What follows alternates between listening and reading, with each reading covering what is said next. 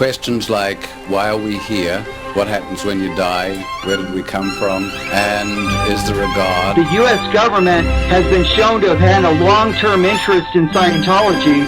This is a practical question here. I know this is an illusion, or dream, or call it the way you want to call, you know? We are a bigger threat to the people who are secretly trying to control this planet than any other group on this planet. But the problem with an atheist is he believes that his belief is based on fact. Oh, it's wireless. Yeah, you got wireless one. He's impressive. He's a powerful guy. I can't make this shit up. The leaders of this are not just after our church, they're after the whole of this planet. He was put here to work out his own salvation.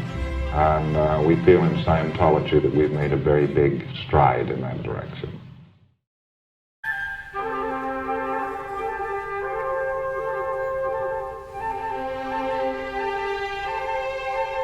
Howdy everybody, and welcome to the Indie Scientology podcast. I'm your host Andy Nolch, the Space Cowboy, and isn't it lovely to be here listening to the good old Straussy-Wassy.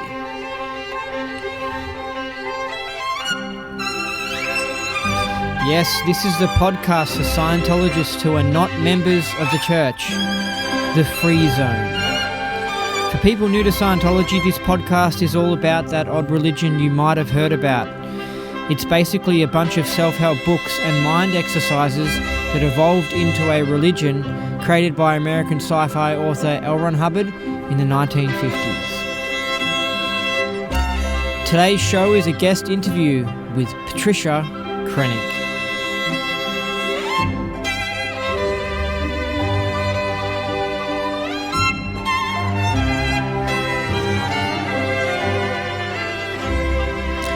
How did you like the last show with Max Howry?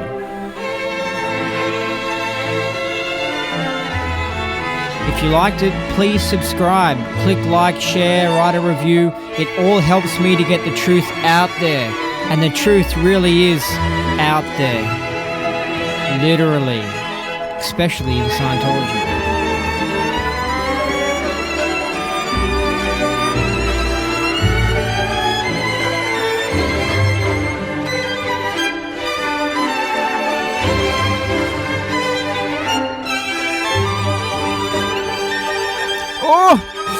It's now time for us to go down that rabbit hole into the interesting, fascinating world of Scientology, where up is down and down is up, where left is right and right is left, where what you thought was impossible is possible. Welcome to the show on this Tuesday, the 9th of July, 2019. Hello, welcome. I've got an announcement. And it says, Happy 4th of July. Below are Tech Library's spectacular 4th of July specials. Complete Dianetics and Scientology vintage library available. We have dug deep into our inventory and put together a vintage library that contains virtually all the standard bookstore material, mostly from the 70s, plus a wealth of rarely seen technical publications. The original cost was about $50,000. We have the vintage library listed on eBay at only $4,995, but $1,000 off that price with this mailer. That I must have received the mailer or something. I don't know if you can still get that bargain or if it's sold already, but I just want to let people know that just sounds absolutely awesome. You can buy the actual messed, the physical original tech from the 70s before RTC came in and started changing the tech. We're talking about tech that was issued by LRH, approved by him.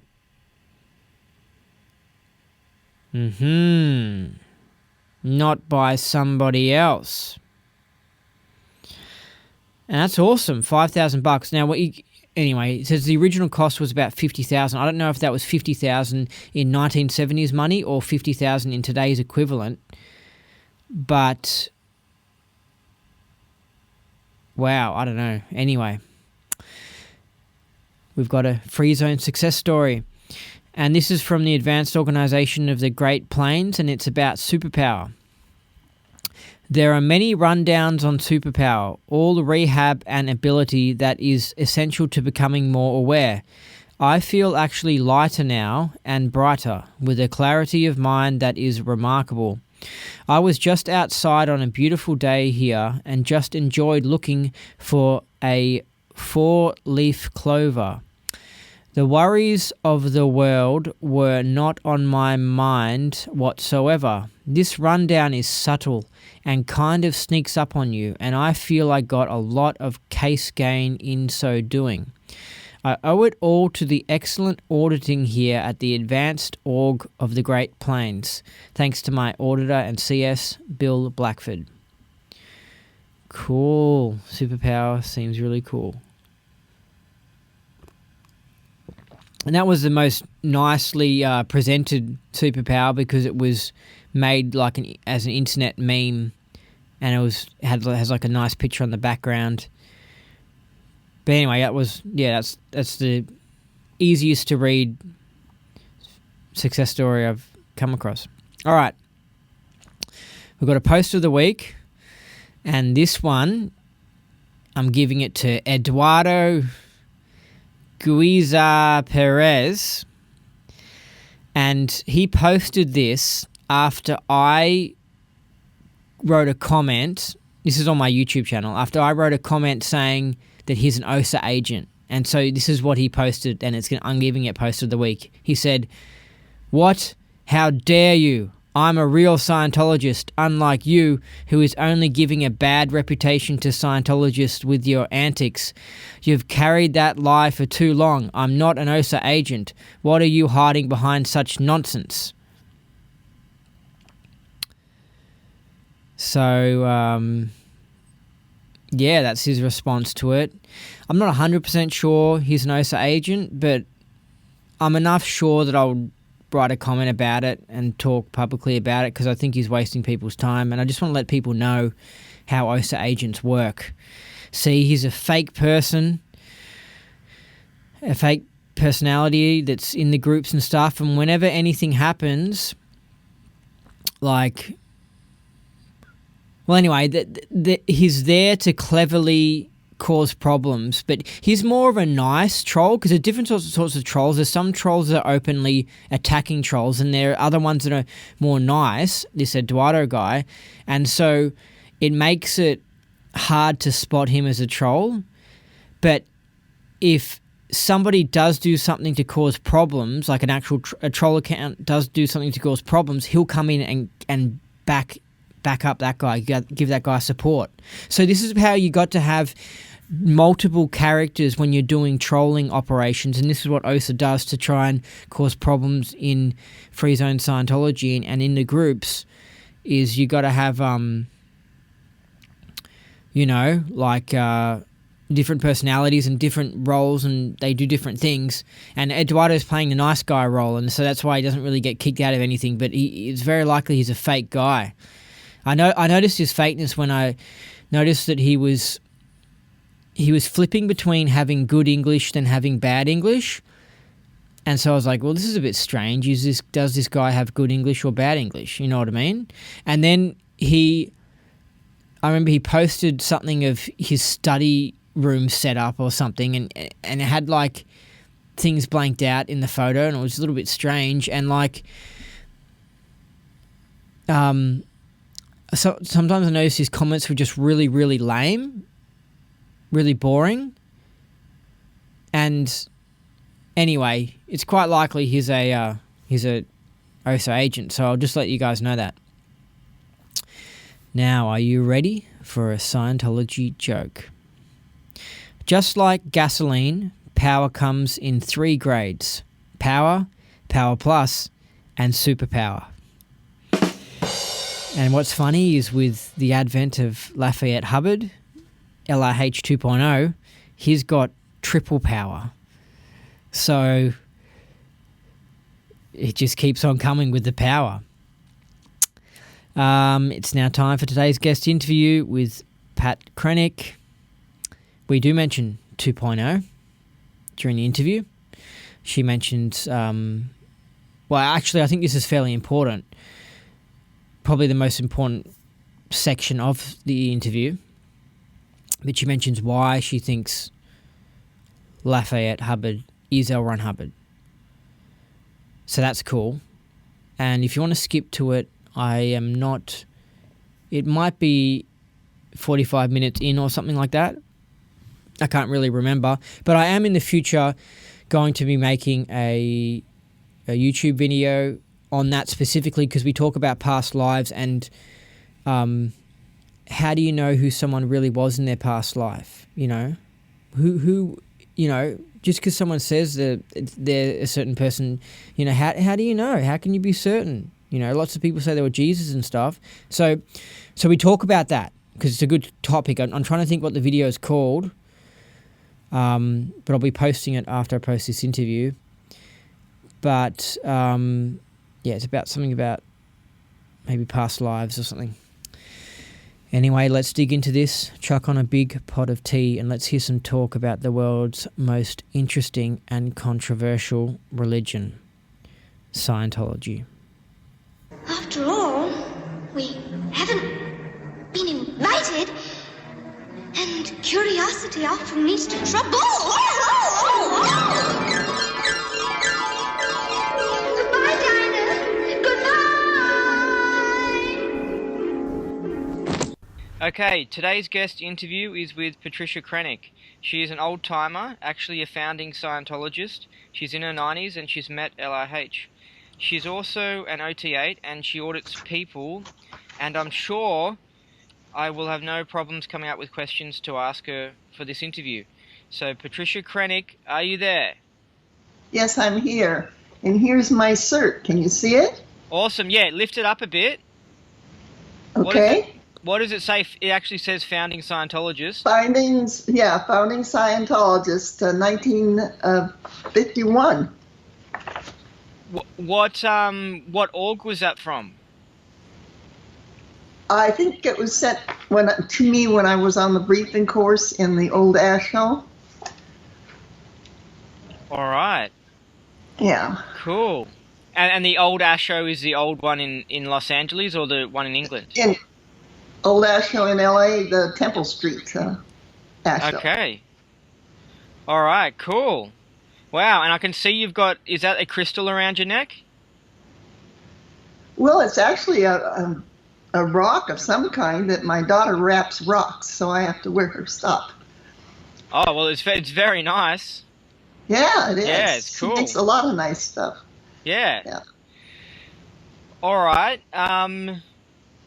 So, what are you up to these days? Well, for the last 20 years, we've been running a group here, you know, training and auditing. That's mostly what I'm up to. Yeah. Cool. In Elma, Washington? Yes, yes. All right. And do you run it from your house or something like that? We have 2 duplexes, so there's 4 units here. And I use one for my, you know, reception. We use one for study. We use one for mostly sleeping units for the students. When you say, what do you mean by duplexes? A duplex is a building that has 2 apartments in it. Okay. And all right. We can't say 4plex because it's not connected. Oh, okay. There's a space between them, so there are actually 2 duplexes. Cool. All right, and is Elma like a town that's not that far from Seattle? It's quite a run from Seattle. It's 30 miles west of Olympia. Okay. All right. I don't know where Olympia is, but someone will. Olympia is the capital of the state of Washington. All right. It's right in the middle of Puget Sound, at the bottom of Puget Sound. Cool. All right, and so you're still auditing people? Yes. Cool. I would like some more people to audit. It's been a little slow lately. I don't know why. Oh, yeah? Mm-hmm. And how long have you been auditing people independently? Oh my, since I left in what was it, 53? Even before that. Well, hold on a second. Wow, this is all right. I thought you. When did you leave the church? 83. Okay, but you've been auditing as like in the field since 53? I was always I was a field auditor from I started in 1952 and audited in the field. And then later on I got, okay. All right, and so why did you leave the church in 83? Because I didn't trust David Miscavige. He put out that, what do you call it, his tape? The Ron's Journal. Ron's Journal. Yeah, I don't remember which number it was, but it was the one for that year, 83, and it wasn't Ron on it. So I've been listening to hundreds of his tapes, and I'd heard him personally, and it just didn't sound like Ron to me. Where can somebody hear this Ron's Journal? Because I tried to find it, and I found it was difficult trying to get it. Forgotten the number of it. I suppose you could order it from the church. I don't have one. All right. Yeah, but you know, on the internet, where you could get it, where you could download it or anything? I don't know about downloading it. You might try to buy it on eBay or Amazon or something. Oh, the actual tape. Yes. Yeah. I'm still old school, you know. This is the first time I've ever been on Skype. Oh, wow. Cool. Yeah. That's cool. That's a momentous thing. Yeah, it's a good app, Skype, because you can put it on your phone as well, and you can call people around the world, and you don't have to do it visually. You can just speak to them, and it's made the cost of phone calls a lot cheaper. Really? Yeah, it's kind of pressured the telecommunications industry to the internet. It's pressured the big companies to just drop their prices in text messaging and phone calls internationally and everything. They've just been pressured because of the internet to make it cheaper. I believe that. Yeah. This is totally off topic, but it came to mind. When it comes to electricity prices over in Washington, have you had a heavy increase in electricity prices in the past 10 years? I don't know what you mean by electricity process. We have... No, prices. Prices? Yeah. Oh, yes, they've gone way up. Okay, they've risen a lot, yes. And have you noticed that they've gone up heaps as the use of solar panels have gone up? Well, we don't have too many solar panels in Washington, so I wouldn't connect the two. Okay, well, we've had a big increase in electricity prices, and it seems to be correlated with an increase in solar panels, and it's like the companies are trying to make up for the fact that the solar panels are lowering their revenue. Okay, could be. I don't know. Yeah. But no information on that. Yeah, it's just totally unfair, because it's just like they just have totally ramped up the prices by a decent amount. Like, I'm talking about over 100%, like just a lot. Yeah. So what do you consider standard tech and stuff, like? Because when people go into the independent field, you know, they're very cautious as to what is standard tech, and what bridge do you use? Well, I usually use the 71 bridge. Okay. I don't use the 83 bridge and beyond. Okay, so you sort of put a cutoff in the 80s and stuff. You sort of say, nah, that's when Miscavige took over, so it's questionable, the tech. Yeah. Okay, so is your bridge called the Bridge to a New World? Yeah, I think it still is. Yeah. Cool, because I think Miscavige changed it to the Bridge to Total Freedom. Yes, he did. Or somebody did. Yeah, cool. All right, so if what does that bridge involve? For example, like, let's say someone's fresh off the street and they've walked in.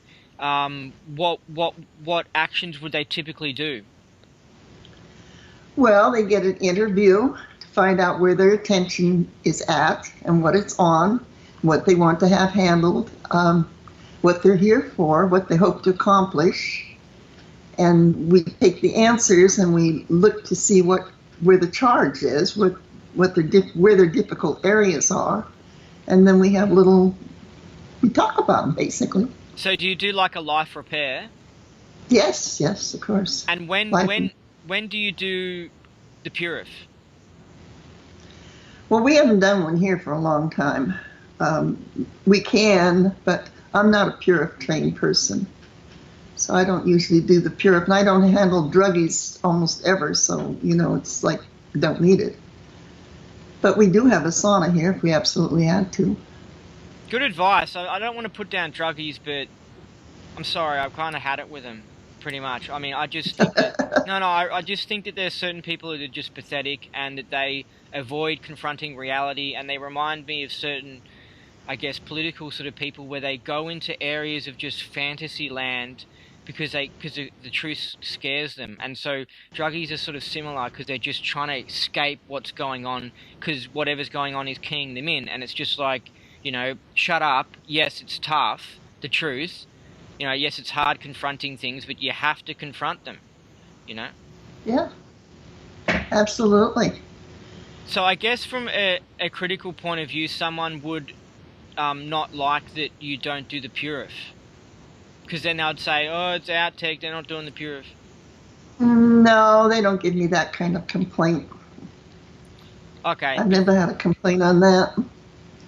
All right. I would do a Purif or send somebody elsewhere to do a Purif if they needed a Purif. And if they're druggies, they probably need a Purif. But I would also make sure that they knew that they had to have doctor's approval for a Purif. You can't just put anybody on a Purif. Might kill them. Yeah. I've heard that... I don't know. I heard about when Dianetics comes into it. Like, when do you start doing Dianetics then? I'm just interested. Like obviously, if it comes up in this life repair that the first thing the person needs, but after that, do you go straight into Scientology drug rundown or what? Well, usually I just take what comes up. If a person's sitting in a severe loss or trauma of some kind, we want to do that by Dianetics. So we would run that until he felt really good about it again. When do you do the Scientology drug rundown? After TRs. Okay, so, alright, well, when do you do the objectives then? After TRs. After TRs, okay, so then, so you usually do a life repair, then you do, objectives? TRs and objectives? If they need them, yeah. It depends a lot of people have already been run on something, so I don't know. I have to find out what they've already had. I don't want to run them twice, Oh, okay, yeah. Yeah, okay. Well, let's say you got somebody who hasn't done Scientology before, so you do the objectives, and then after that, do you do Scientology drug rundown? Then I think is it ARC straight wire? Pretty much. That's pretty much the bridge. Do you do the happiness rundown? I haven't done it. It's not LRH's rundown. Yeah. It's David Mayo's. Yeah. I mean, I spoke to a guy once who got such big wins off it that he was crying. But when I did it, I didn't think it was that good. But, I mean, I still got realizations from it.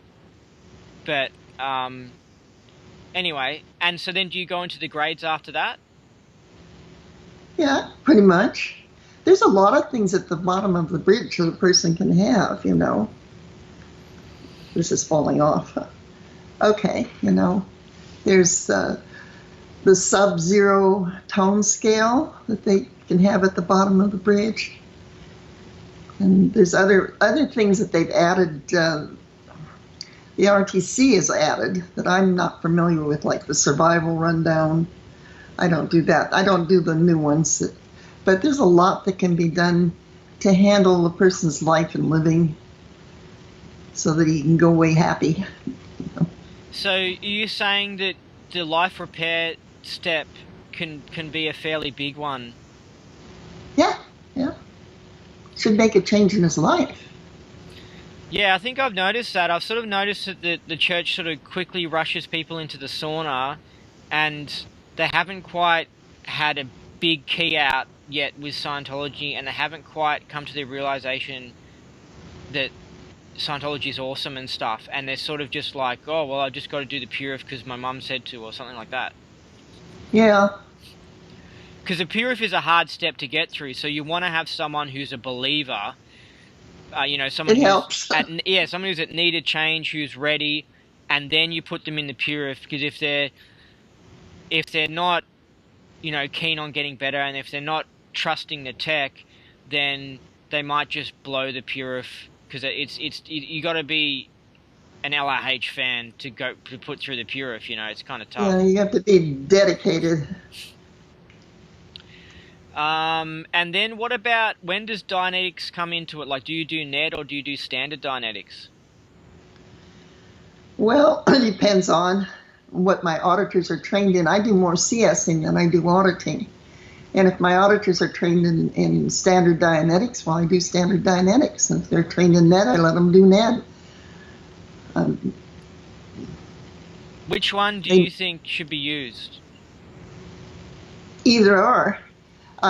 Standard Dianetics is a good workhorse. It will really clean you up a lot, but it doesn't have the special programs that Ned has. So Ned is probably better to use after the grades, but a lot of Dianetics should be done at first, because that's where the person's case is in Dianetics. He comes in, he's a Dianetic case. Do you think that you're supposed to do the Dianetic case before you do the Purif? Well, only if it kind of comes up on life repair.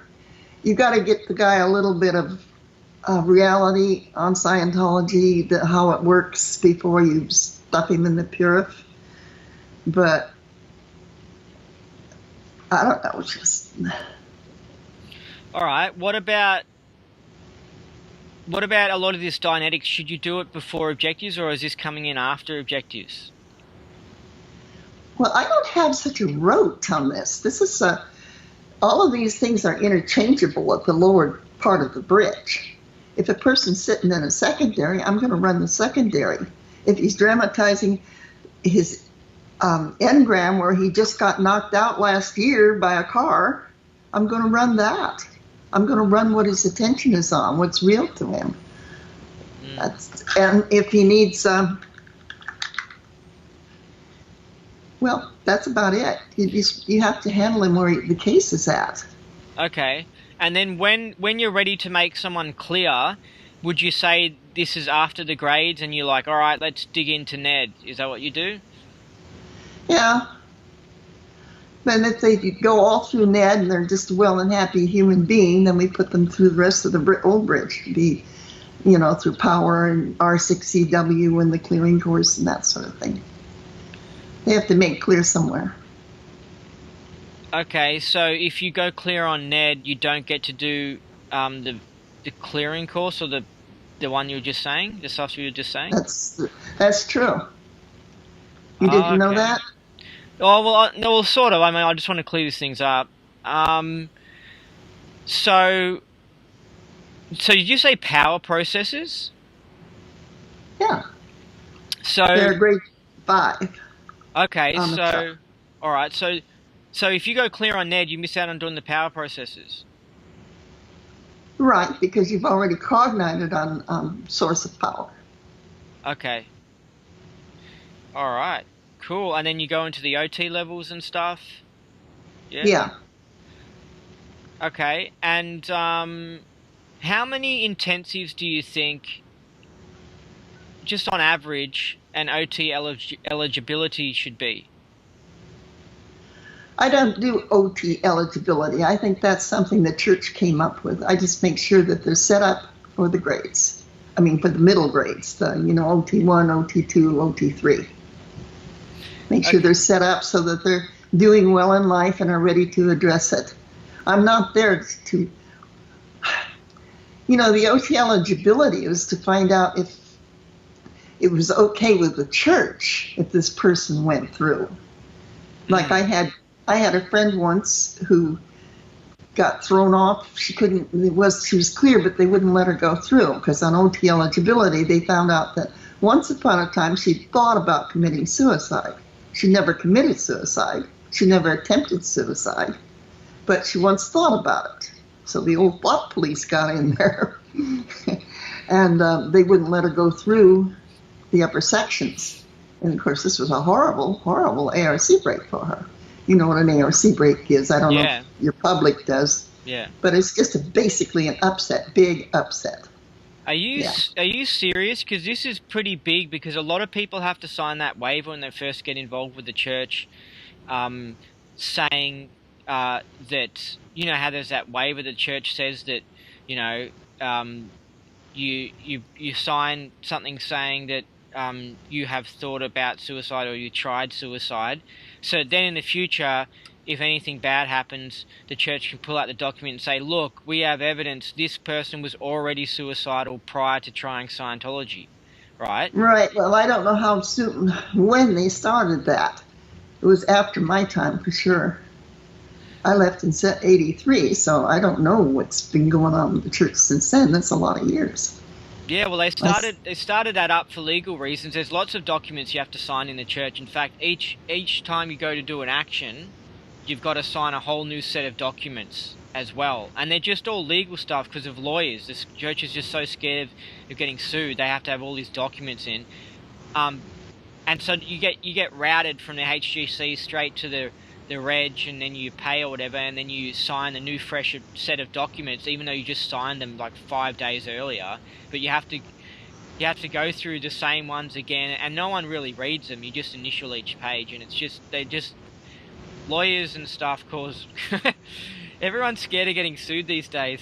That's why you see all these work safety thingos everywhere. It's so crazy popular in Australia, all this work safety stuff and fluoro, viz, and it's all fake work. But anyway, so a lot of people have signed this waiver because suicide has come up in a lot of people's situations.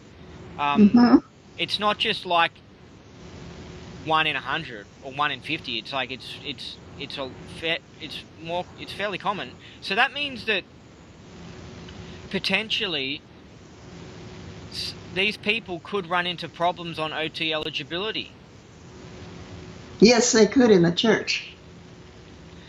Yeah, that's pretty interesting. I mean, that's pretty pushing it. Like, as in, I understand if somebody had really done some serious suicide attempts and stuff, or had really thought about killing themselves like a lot in the past, but with this person you're talking about, had they only really just thought about it in the past? That's all they did was think about it. And the church, as an option in a tough situation, should I commit suicide or not? Decided not to, obviously. Are you sure there's not any other background information that we don't know about, like the person has been committing big overts or anything? I don't think so. I mean, I met the person and she's a really nice lady, and I don't see anything hiding in her background. Because I heard something that if you think you've been abducted by aliens or something, then they also don't let you do the OT levels. Really? Yeah, well, I mean, there's a fair few... I'll be careful not to get abducted by an alien then. Yeah. As if I'd want to go back there anyway. I wouldn't. Wow, what do you mean go back there? Oh, the church? Return to the church. Okay, oh, cool. No way. No, I thought you had some interesting information there about aliens. I got family that won't talk to me because of the church. Does that interest you? Nah, so they're still involved and they're just sort of disconnecting? Oh, yes. Yes. Okay. I guess that happens. Yeah. This is interesting, though. I mean, this is the problem where when you get involved with the church is you're sort of trapped because you don't think there's any other option to get the tech, and if they're denying you the OT levels because of some silly thing like in the past where you thought about killing yourself, I mean, that's just totally unfair. And you've given them thousands of dollars. I mean, how many, did she have to buy lots of intensives of sec checks? I don't know. I didn't ask her. Okay. Sorry. I just noticed there's people who get milked on the sec checks, and then they're finally allowed to do the OT levels, or they're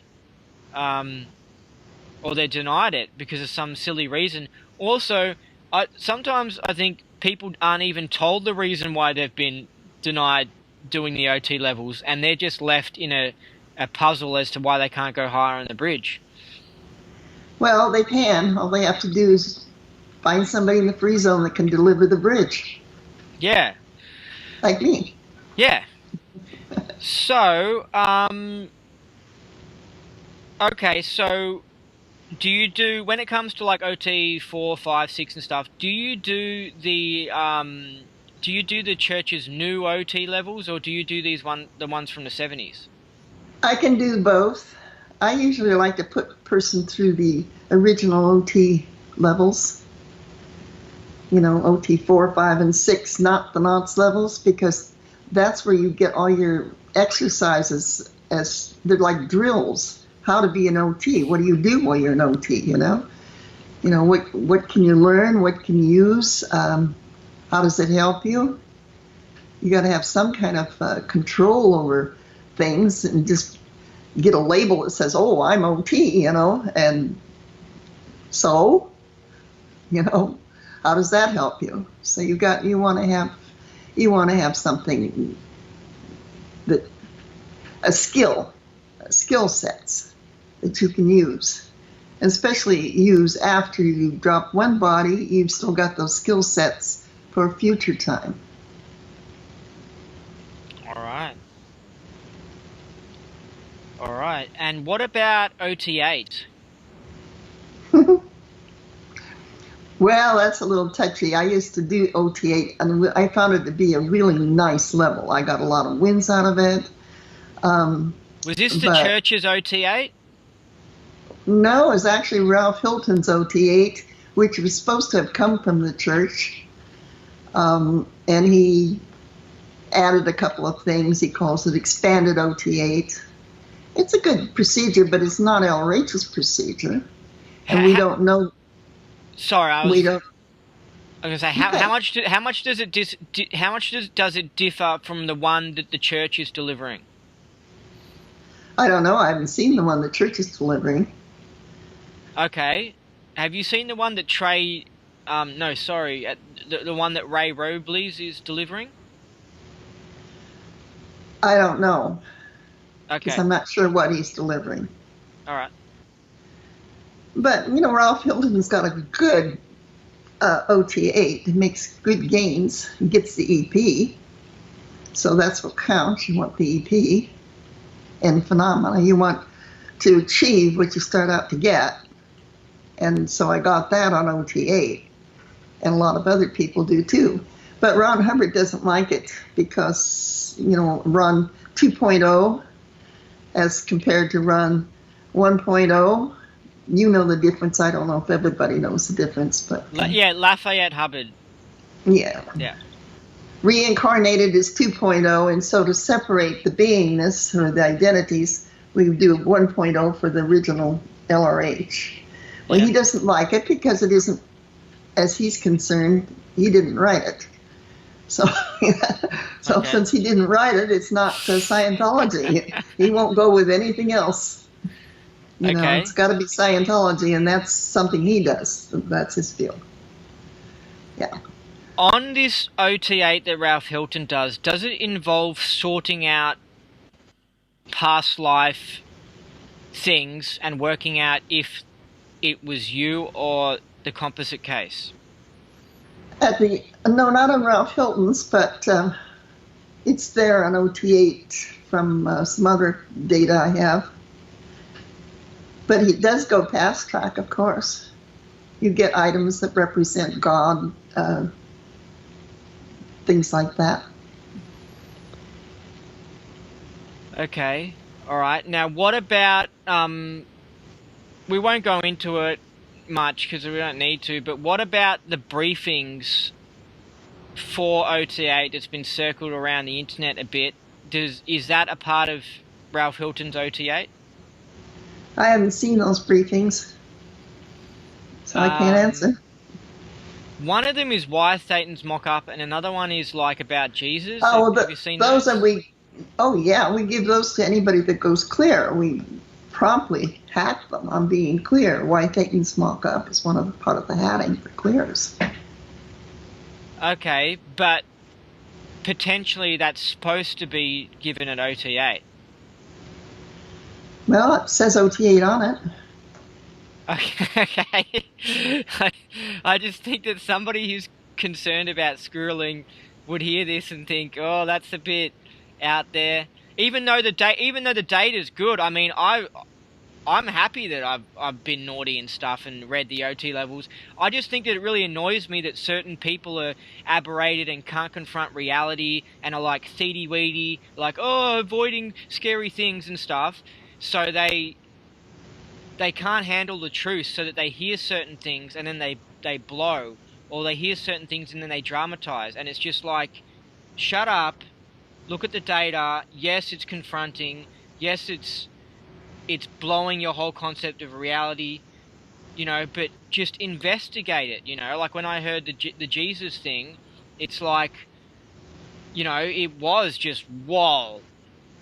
Yeah. Maybe too much info. It did make me question the whole thing, but I didn't blow Scientology. I said, no, I'm going to be rational and investigate it. But there are certain people, and most of them aren't even into Scientology, right? Because they just hear info that's too advanced for them, or just too down the rabbit hole, and then they just go, whoa, I'm avoiding that. And they just have this thing where it comes to the truth, and they just put up blocks and go, whoa, I'm going away from it. So it seems like, to me, a lot of the time, the reason why we need to have secrecy is because you get these aberrated people that will just blow Scientology if they heard the higher level data.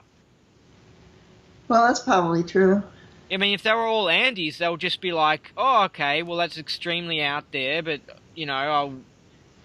Dianetics is good, so, and Mission Earth has some really correct data about how the world functions, so I'm going to keep on studying and just wait and see. But it's kind of like a few bad apples ruin it for everybody else, and you have to, keep these things away from people because they just freak out. Yeah. There's lots of good tech. Well, since I brought up that document, by the way, yeah, the Why Satan's mock-up and the other one, do you believe that they're both authentic?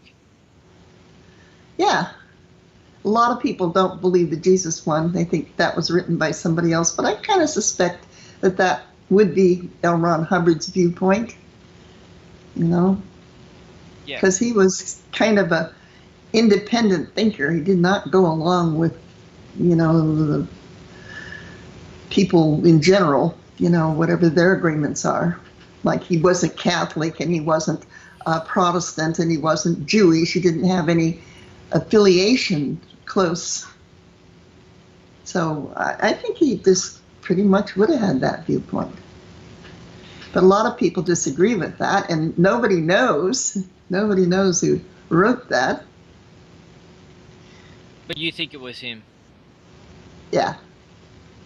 I'm the same as well. But the thing is that my whole sense of reality has gone out the window because of stuff like the Mandela effect and parallel universes. So when it comes to the past, it's like the past can change and mold, and one thing can become another thing, and it's a whole nother ball game, and it's just bizarre. So it's like, one minute you can have Hitler being a good guy, and another minute Hitler can be a bad guy, and it's just like, and then Jesus can be this, and then this could have happened at this event, and that could have happened, and it's a whole other topic. But it's just like, I'm coming to the point where I think when you realize that your thoughts really can influence reality, well, then it's just whatever you put your attention on. So if you put your attention on it being authentic, all of a sudden data in your universe will come together and prove that it's authentic. If you put your attention on it being a fraud, suddenly data will come together and prove that it's a fraud. So that's where you got to go, hold on a second. I'm actually God. We actually are Thetans, and we can just create our own reality. And this is just a crazy game. So it's just wild. It's unusual adjusting to coming out of being effect and suddenly being a cause of your whole existence. Exactly. That was really good. Yeah, I mean, have you had instances like that where you've realized that you're in control of this whole experience? And what I'm basically saying is the idea that the Vanilla Sky movie talks about with Tom Cruise. It's sort of this idea that everything you're experiencing is coming from you.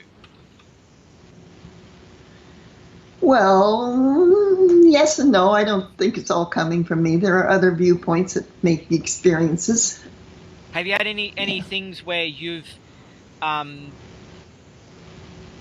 created your whole, like you've had big shifts in your whole reality? Not just like things like where you've moved an object with your mind and that sort of stuff, but reality shifts and stuff. Have you had that? Well, I don't know. You get a reality shift every time you get some auditing.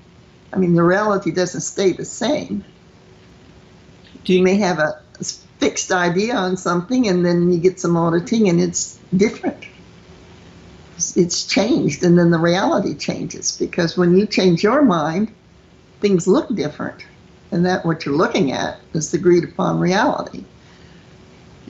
Yeah. So you mentioned 2.0 before. So is he one of your auditors? He can be. Yeah, if I get somebody in, I don't, I'm older, I don't walk real well, so for a long time, so I would probably get him in to handle CCHs or objectives that were a little beyond my physical scope now. Yeah, he would do it for me. CCHs is very physical, huh? Yeah, you can put your hands up there and, the arms get tired, especially if you got a big guy pushing on them, arms getting really tired. The objectives is tough if you're 20 years old, let alone if you're older. Yeah, right. Okay. Even as a PC as well. I mean, I remember I was made to do processes where I had to kick the wall, and so I was like beating in a wall, and I think I had to run into the wall or something. But anyway, I was just like destroying a wall, and I mean that's physical. I remember having sore knuckles and stuff. Yeah, be easier just to beat the pillow. Yeah. Well, there were some walls that were covered in padding and stuff.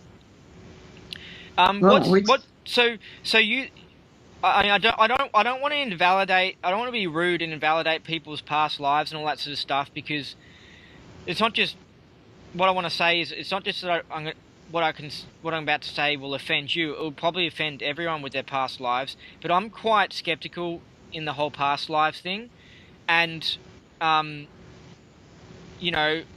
my opinion is that, like, I reckon, unless I've observed somebody, go all the way up the bridge and seen them thoroughly do everything, and then also seen them do some other spiritual technology and talk to, like, top psychics and stuff, and then they're, like, maybe 50 years old or something, only then I would think, okay, I can trust who that person thinks they were in their past life, or something like that. But I just have a problem with it, because a lot of people, they say they were Scientologists in their past lives, yet in 1958 we didn't hear of a mass die-out of Scientologists.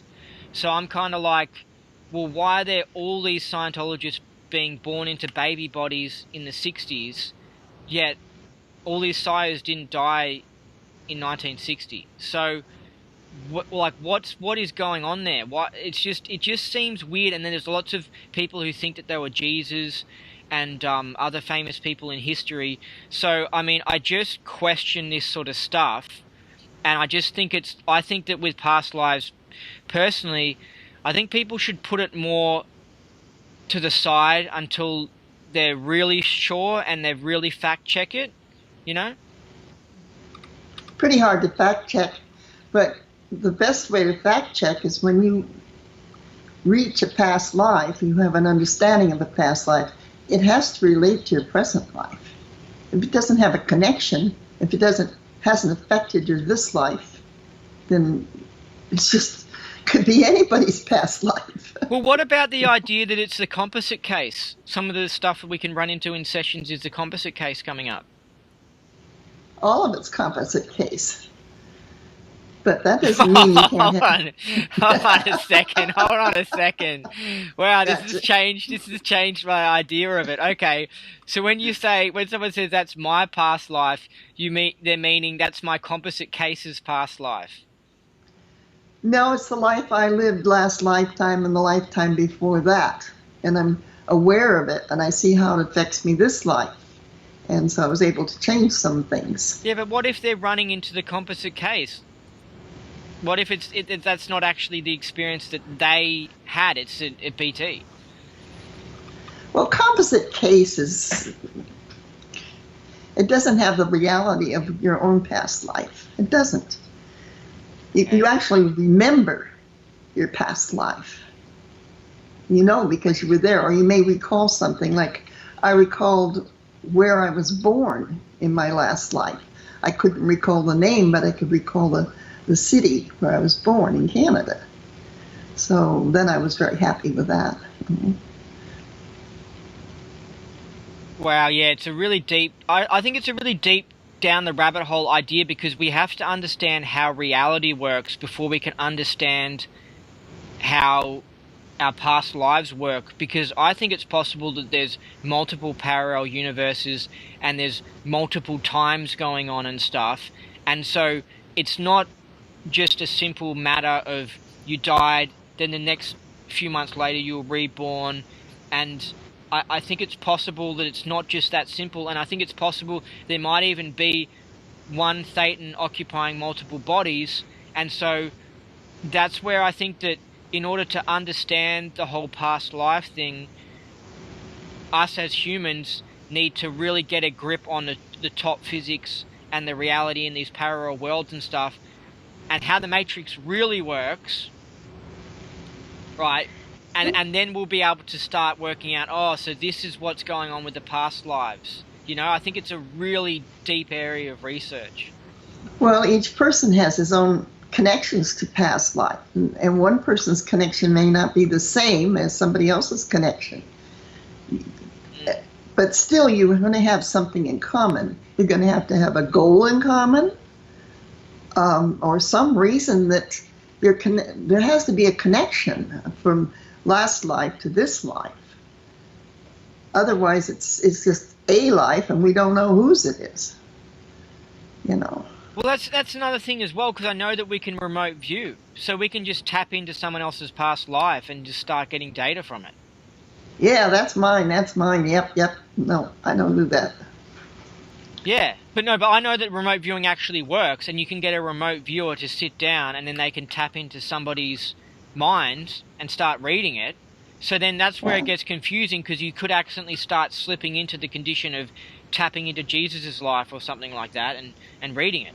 But I mean, but also there's time travel as well. I mean, this is why it's so tricky. What if you in the future decided you wanted to visit this time? Then you'd have you here, and you'd have your future version here, time traveling here. So it's just so confusing. So it's just like it's an area that until maybe, I don't know, 100 or 1,000 years time, until we start getting those things straightened out, we'll then be able to understand, oh, so this is what's going on with past lives. This might be why all these Sios said that they were born in the 60s and that they were reincarnated Sios, yet there was no mass die out of Sios in 1959. What are sires? Sios, like Scientologists. Oh. Yeah. Well, I suppose people died in those days too. Yeah. Came back. Yeah. So, with Lafayette Hubbard, So what makes? And so I don't want to pick on people, but it's like I don't know what makes you trust. You know, that he's right with his past life ideas. Well, because he, one, has certainty himself, very strong certainty, and two, because he could sit in front of the examiner with a wide FN and state he was L. Ron Hubbard. Hold on, and is that called a floating tone arm? Yeah. Okay. If it goes wide enough, or it could just be a wide FN. I think his was actually a wide FN. Okay. Yeah, he didn't have to move the tone arm, but it was a really big, nice floating tone arm at 3.0, at the examiners.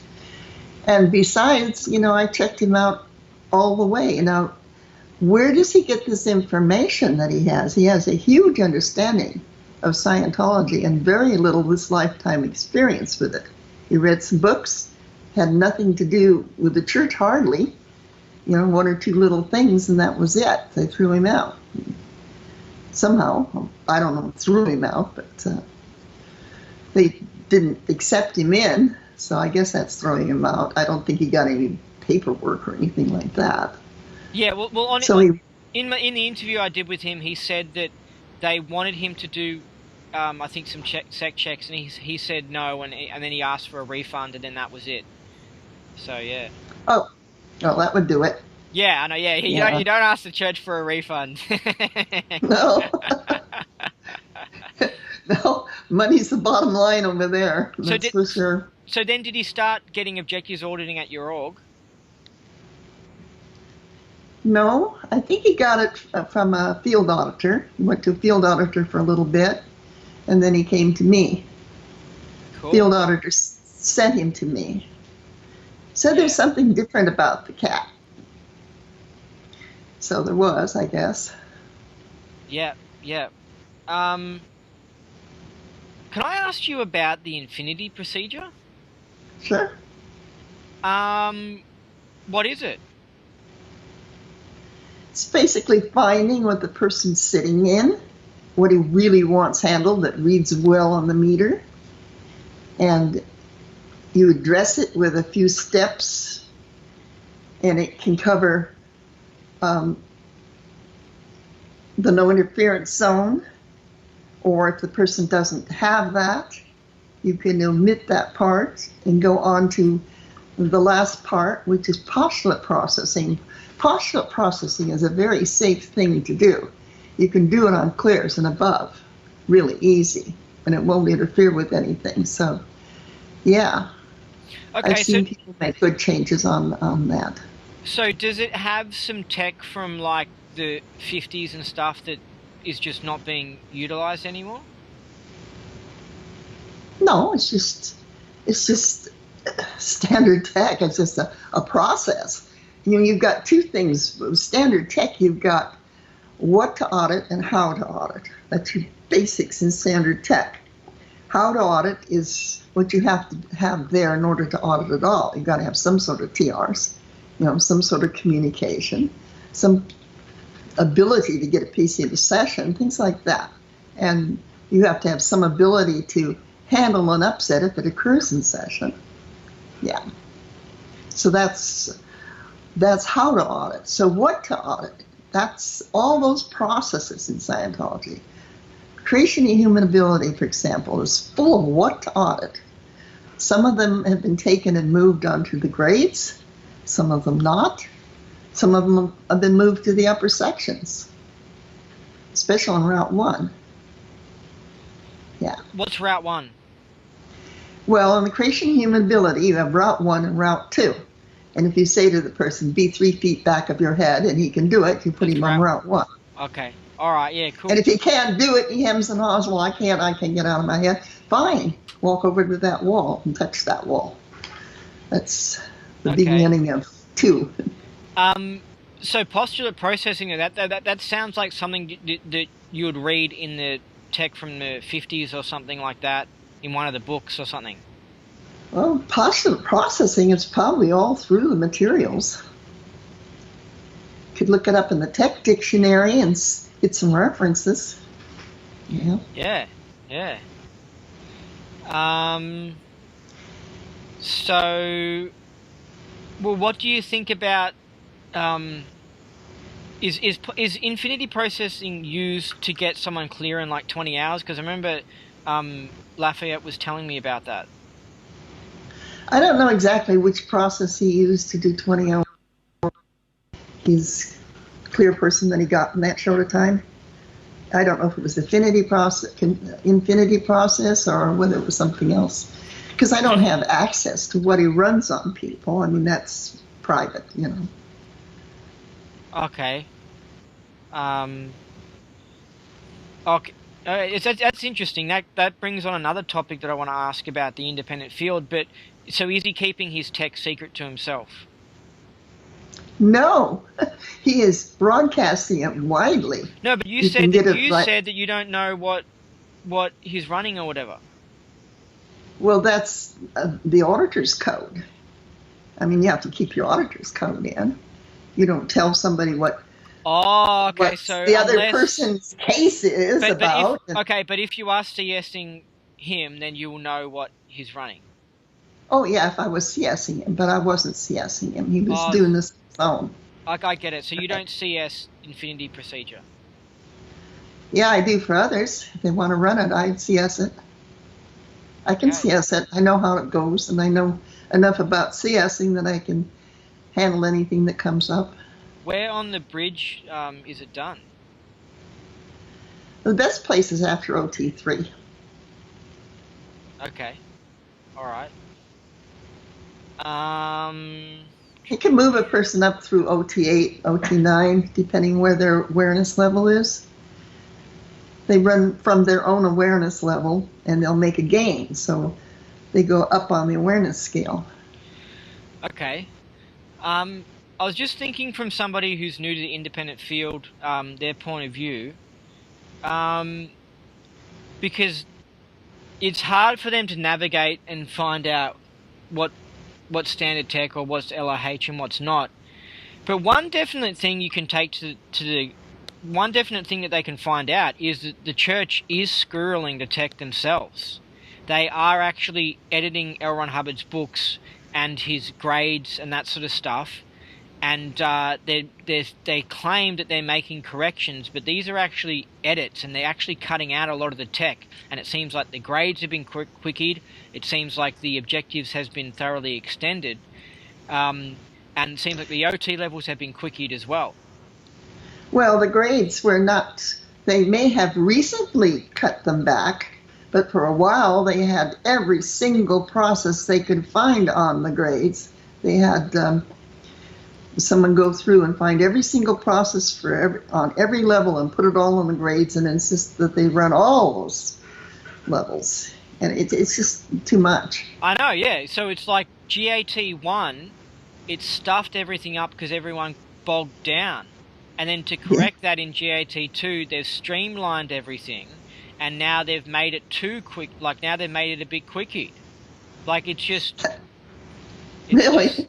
Yeah, that seriously is what... That's the real download. That's just the truth about GAT1 and GAT2. If you want to know, people... Like, and so these RTC and stuff, I mean, you have to understand they're corrupt at the top and stuff, and David Miscavige is an SP, and he's doing this stuff.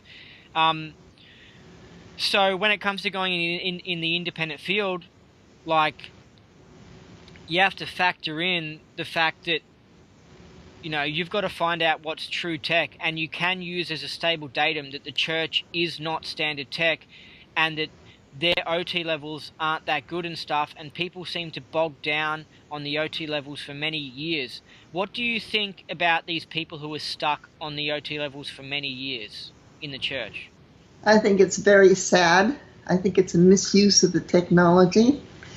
They do knots for like 6 months. I assume they're still doing the sec checks whether you need it or not, and they go back to knots for another 6 months.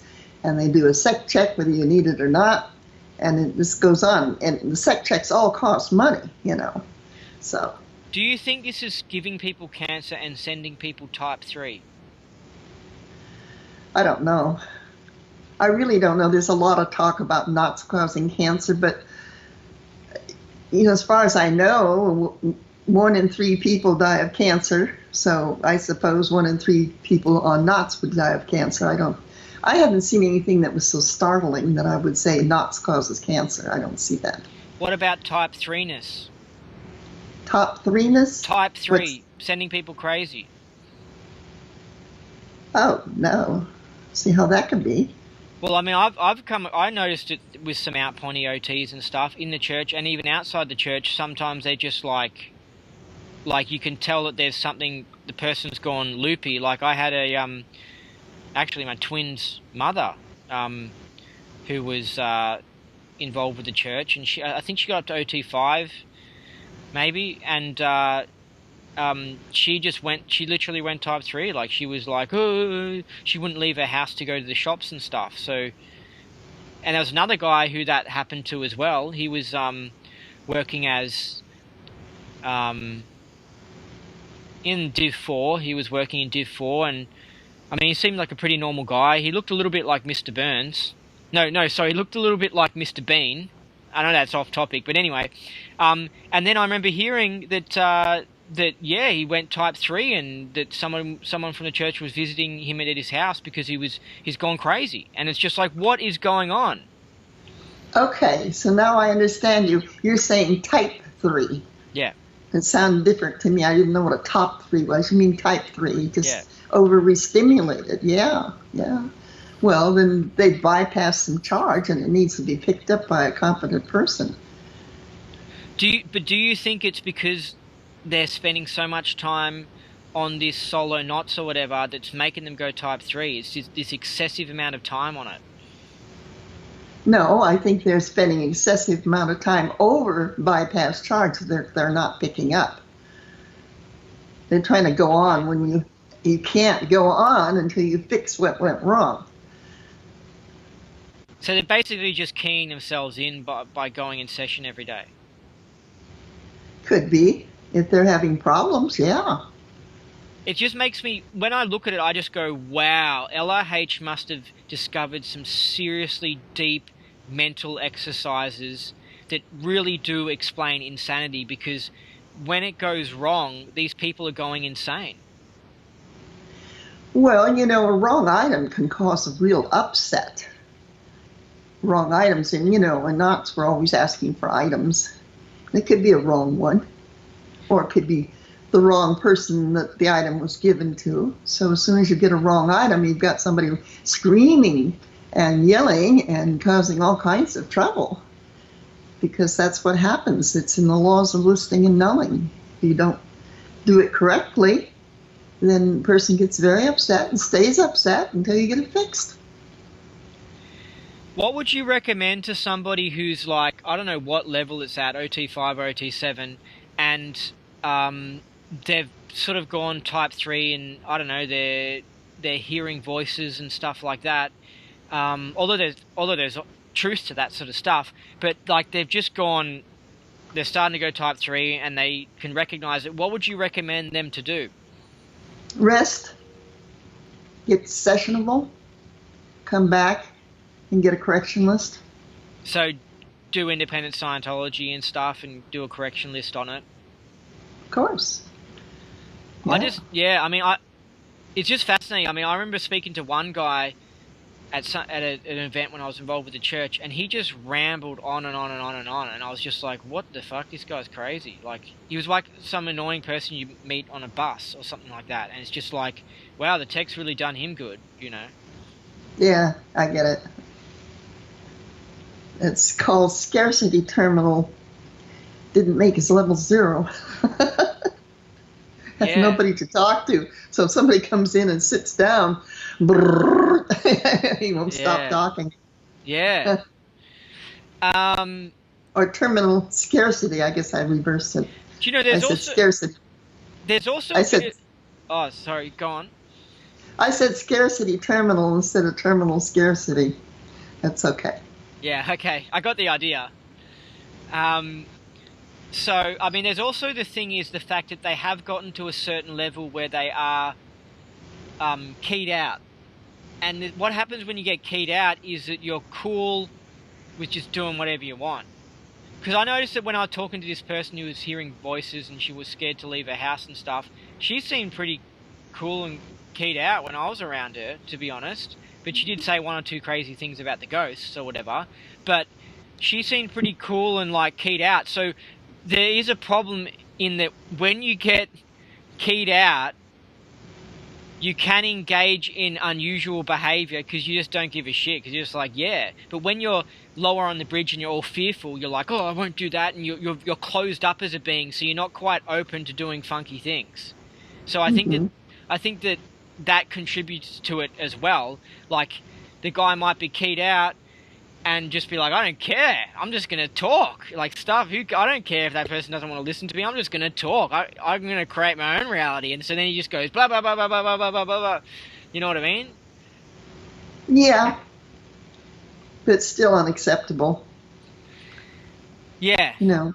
Yeah, it is. It is. And violates the rules of happiness. Don't do something that someone else can't easily experience. That sort of thing. Well, I sensed from him that he didn't realize that he was compulsively outflowing.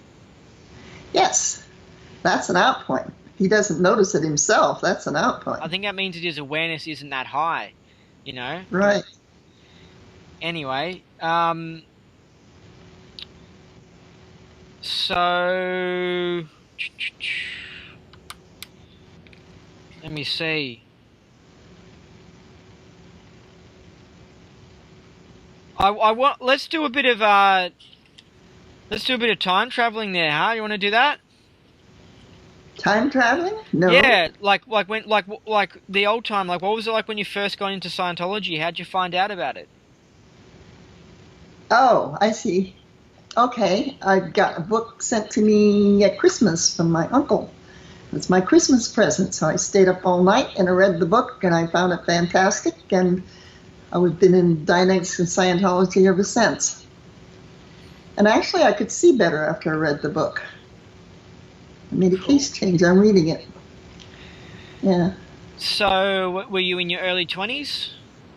Yeah, 21. Cool. And you went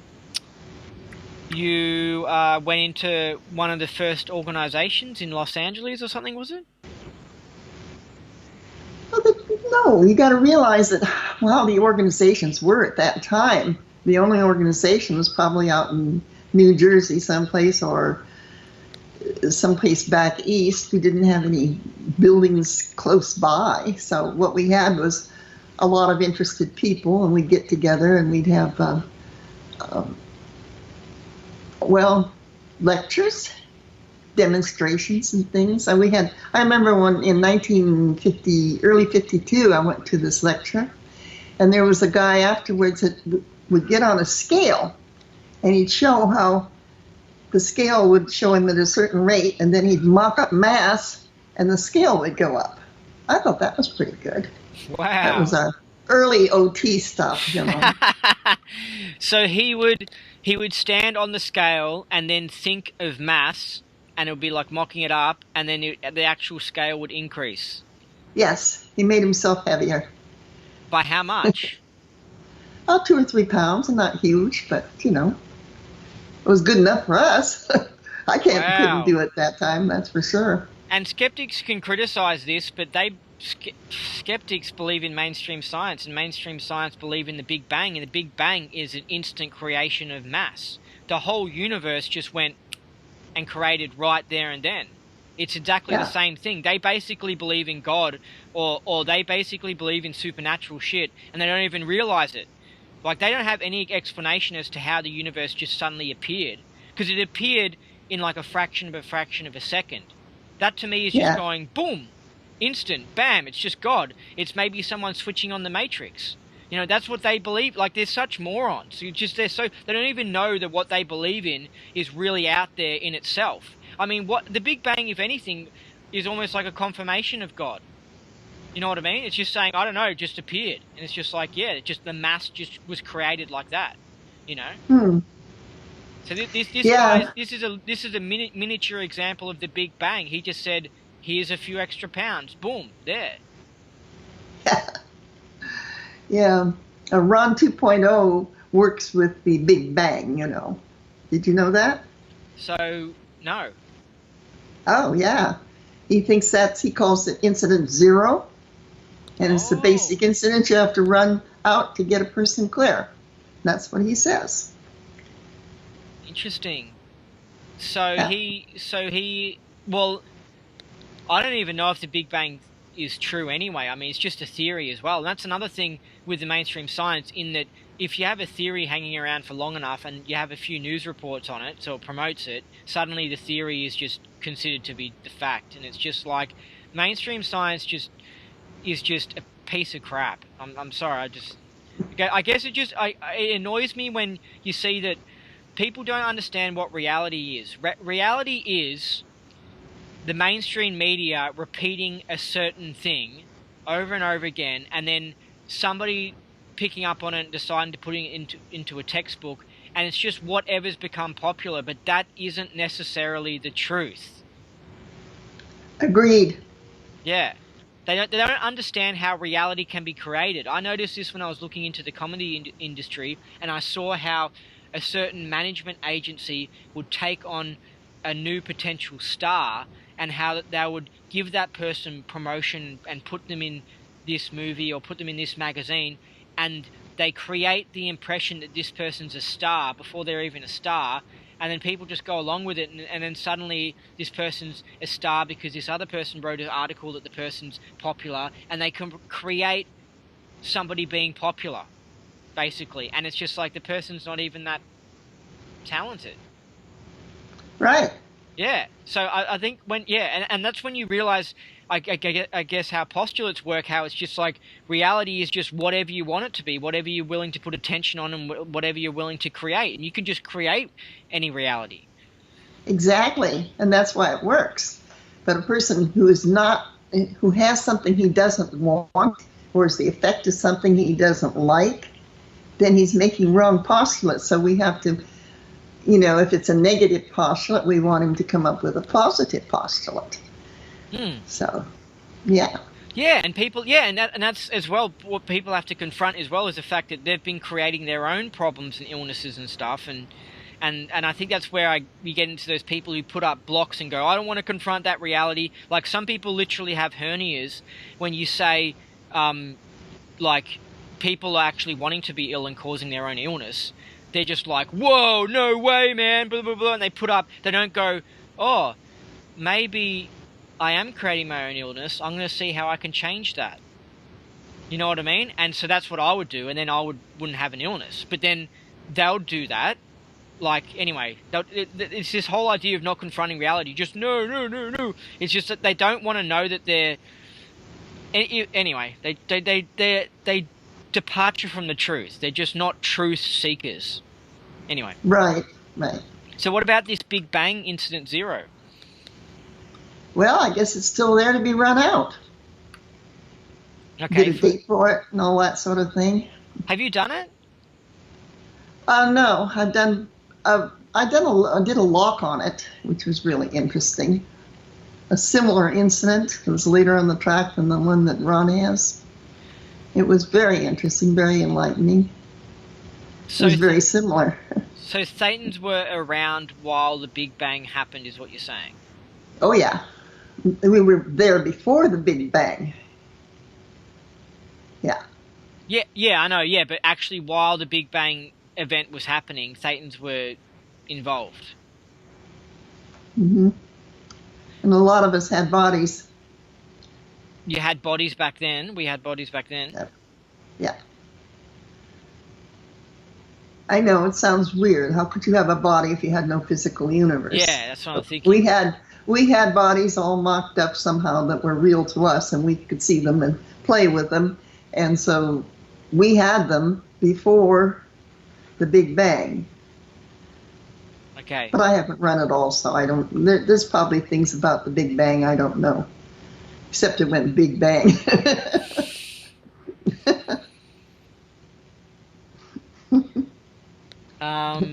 One big explosion.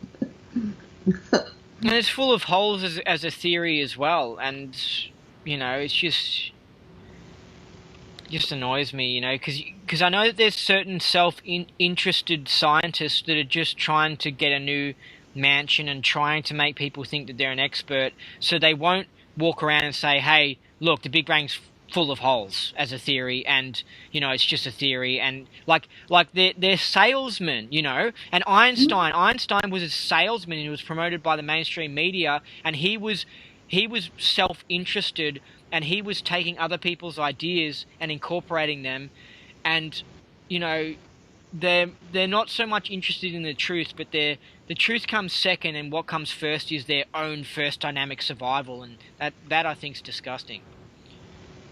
Okay. Yeah. Sorry.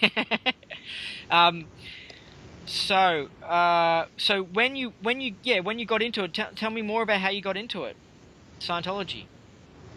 Oh, well, I just read the book and then I moved to, I had some friends on Vashon Island, which was a little small island out in Puget Sound. And I found people there that had read the book, and we started co-auditing and stuff like that. And then we go together to meetings, and we just continued co-auditing. We just audited all the time. Every time we had a chance, we audit. So would this be book one style? Yes, and also we had the PABs coming out, the Professional Auditor Bulletins. And so when the PAB came out, we would run the process, like Formula H. Oh, you're having trouble with your house? Okay, reach the house. Withdraw from the house. Reach the house. Withdraw from the house, that sort of thing. We just took each thing as it came along. And he kept putting out more and more stuff, so we had an awful lot of stuff to do. And then we went from there to, making groups. And while we were making little groups of, Ron was busy making his groups. He was making the church back in '53. He started church. Yeah, I was just thinking about how if somebody, who's trying to work out what's squirrel tech or not, I mean, if they saw the way things were in the 50s, I mean, that was, you could just say that was completely squirrel. It wasn't in the exact order. It wasn't that people had much more freedom to do everything. So you could say the first 15 years of Scientology, everyone was a bunch of squirrels. Yet amongst that, people had awesome wins. You had some of the top OTs and stuff. People were doing these cool things on the scales, like what you were saying. People were knocking hats off people's heads with their mind and stuff. Have you heard about levitation, by the way?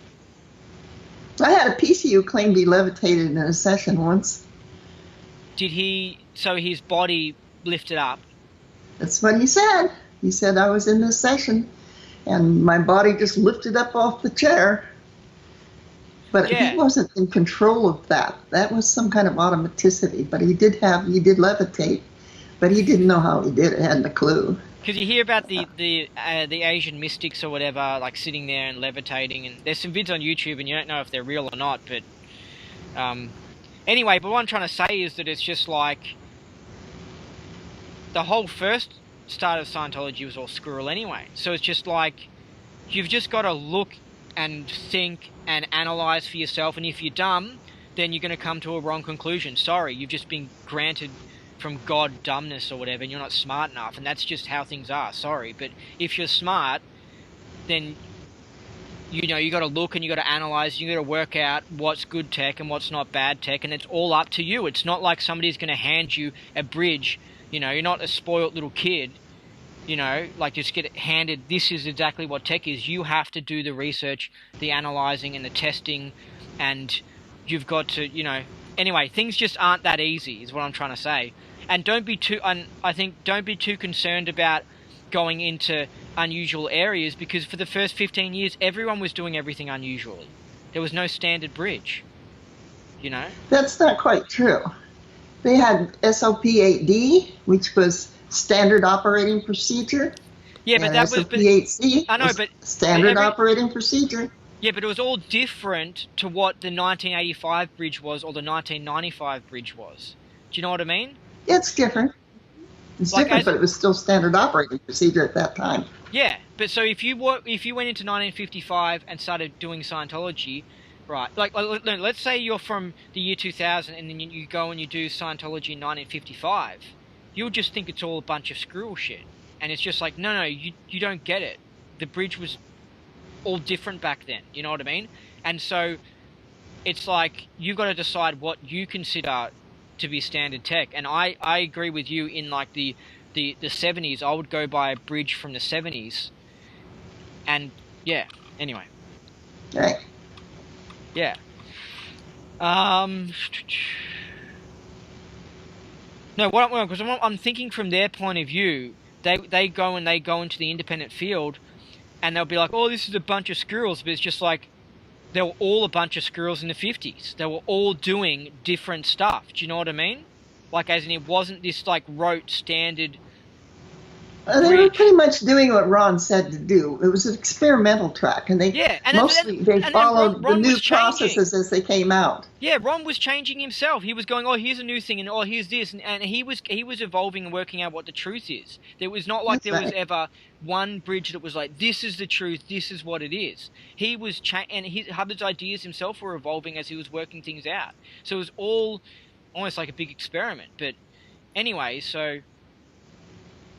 Anyway, I'm just trying to get people accustomed to the idea of like not following the RTC bridge from 2005, and we know that we know for sure they are squirrels, and they also admit it by releasing GAT1. They say we were doing squirrel tech, and here's standard tech in GAT1. Then with GAT2, they're saying we were doing squirrel tech with GAT1. Now GAT2 is standard tech, and it's just a joke. You know? I know. I've seen it more than once. That happened in the early days where they had quickie grades and then they made them really long, and then they made quickie grades and it made them really long. So they're not doing anything that hasn't been done. Yeah. It just continues. And I think the big thing to take from it is the fact that by them releasing GAT1 and GAT2, they're saying that we will deliver tech and say it's standard tech, even though it might not be. They're basically saying, we will lie to you. You know what I mean? Yes, I do. I understand. Because by GAT2 is just proving that GAT1 was a lie. You know what I mean? And maybe they didn't know.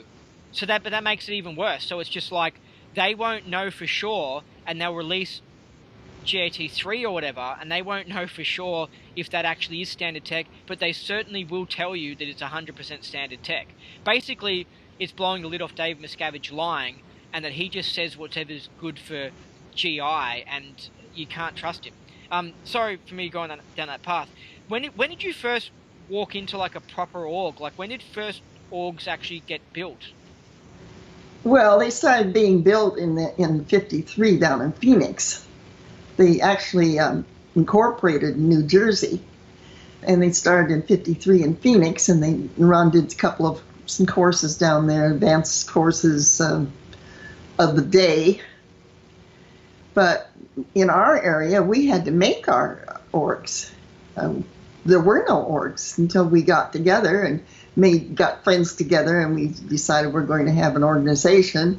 And then we got one of our friends was pretty good at, the lawyer stuff, and he wrote up the thing, and we filed it, and we didn't ask anybody. And then when we filed the one for the Church of Scientology of Washington, that went good for a while, and then somebody from the Central Org said, hey, we can't have your format because we have our own, so please discontinue it, and we'll put in a Church of Scientology of Washington State. That's why we have Church of Scientology of Washington State instead of Church of Scientology of Washington, because they couldn't use the name again. Yeah. So we helped build it. I mean, we're in there auditing, we're in there training, we're getting people in, and we're running group auditing a lot, stuff like that. Can I ask you an interesting question, and it's probably inappropriate, but when did you first notice, because I've definitely noticed there is the out pointy OTs, I use it. Whatever it is, getting cancer, obsessive talking, looking really white and pale in the face, kind of strange. When did you, in your Scientology career, first come across people who had done a lot of Scientology and they were not quite right? They were outpointing. When did you ever first come across that? I don't know when I first came across it, but I became aware of it, during my CSing. And most of that was they weren't trained. Don't think L. Ron Hubbard 1.0 ever planned to have people go up the bridge without doing both sides of the bridge. I so agree. They skip the understandings. They skip the basic things, and then they go on and they fall flat on their face. And that's all it is to it. So they've just shot up the right side of the bridge and they haven't gone up the left side, so they haven't balanced things out. Exactly. Yeah. Well, I mean, we were talking about some of those OT8 documents and stuff. I mean, how are you going to understand them unless you've cleared tons of words, unless you've done a lot of auditor training? In my case, unless you've studied like heaps of history and all these other conspiracies and all this other stuff, unless you've really brought up the left side, all the knowledge and stuff. I mean, I don't know. I just think that, you can order the grades all you want. You can spend all the time on objectives and you can be as clear and stuff. I just don't think you're going to be able to duplicate, So I think, I do agree. You need to go and do both. Exactly. And that's what's missing. Yeah, because it seems shoving people up one side and leaving the other thing with no understanding all the way up. Yeah, I think it happened as Scientology went along. I think it was, I guess, as when some OTs popped up and said, I can do this, I think people started to get excited about just going, oh, I want to get to OT4. And then when the prices went up, people were like, oh, well, I don't want to do that because, I want to get to OT4 and have that cool ability and stuff. So people just moved out of being trained and being auditors and just got obsessed with just me and just going up the right side of the bridge. Right. And then there's the bottom line address. The church needed money, and so they would encourage them to go get their next level, their next grade, next up, and never get them in for training.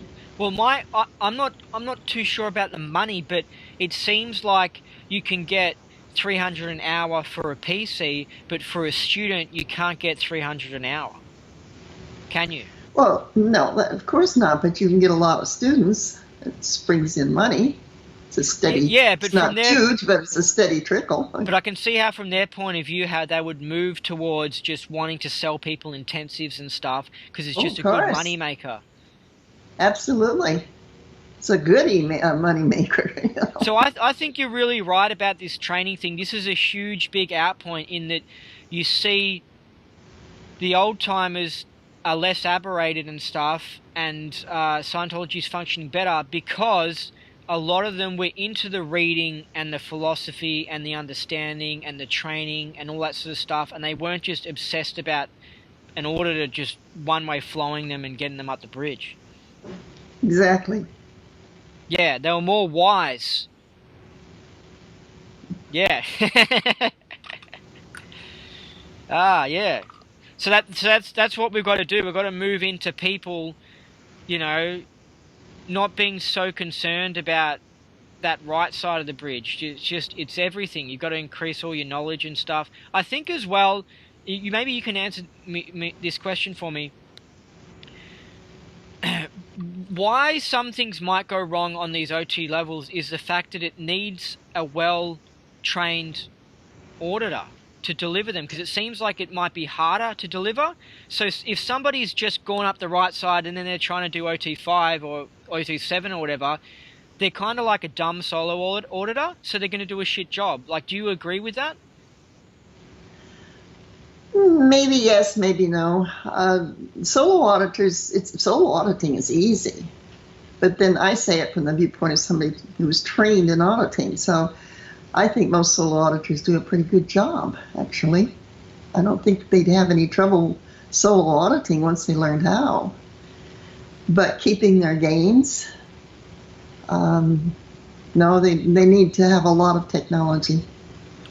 I don't know, but I just know that on objectives I noticed that some people just didn't, from an auditor point of view, didn't really understand the objective process or weren't that good at delivering it, and so would just do a shitty job of it. So I just feel like higher up the bridge, if someone's auditing themselves, I feel like they could fall into the trap of just doing a really crappy job of auditing themselves.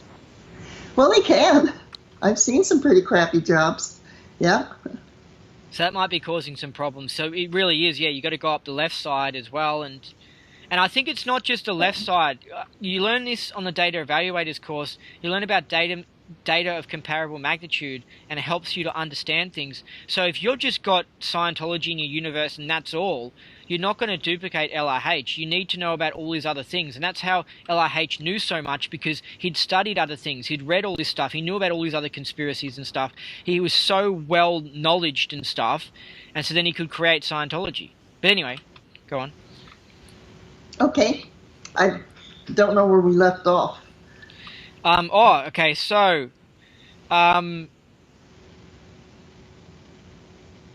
so when did you start getting paid to audit people? Oh, all along. I went from a book auditor to charging, being a professional auditor. I did what they called a mission. The mission, as a missionaire, you know, and they didn't call it a mission in those days. They called it a franchise, a different word, you know, but it was a mission. So, I think what I wanted to say here is there aren't very many places to study in the United States. I only know of 1, 2, 3, 4, 5 places. I know we have study here. Mary Freeman, I think, still does study. She did when Frankie was alive. The Warrens, I think they still have a study. Ray Robas has a little room. He's got one room study, enough for 2 people.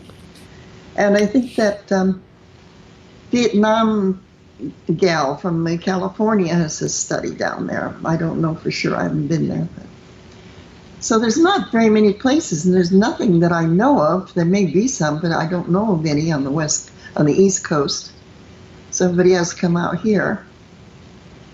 So I'd like to get more people studying, because if we don't get people hatted in being auditors, we will lose Scientology, because you know, no auditing occurs.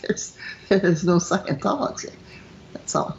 And what we've worked out is that it's very good for you case-wise to do the study. It's not like you're sacrificing yourself and you're not going to get the special OT abilities. It's like you need to do the left side of the bridge. Absolutely. There's so much understanding on that. Yeah. Yeah. Yeah.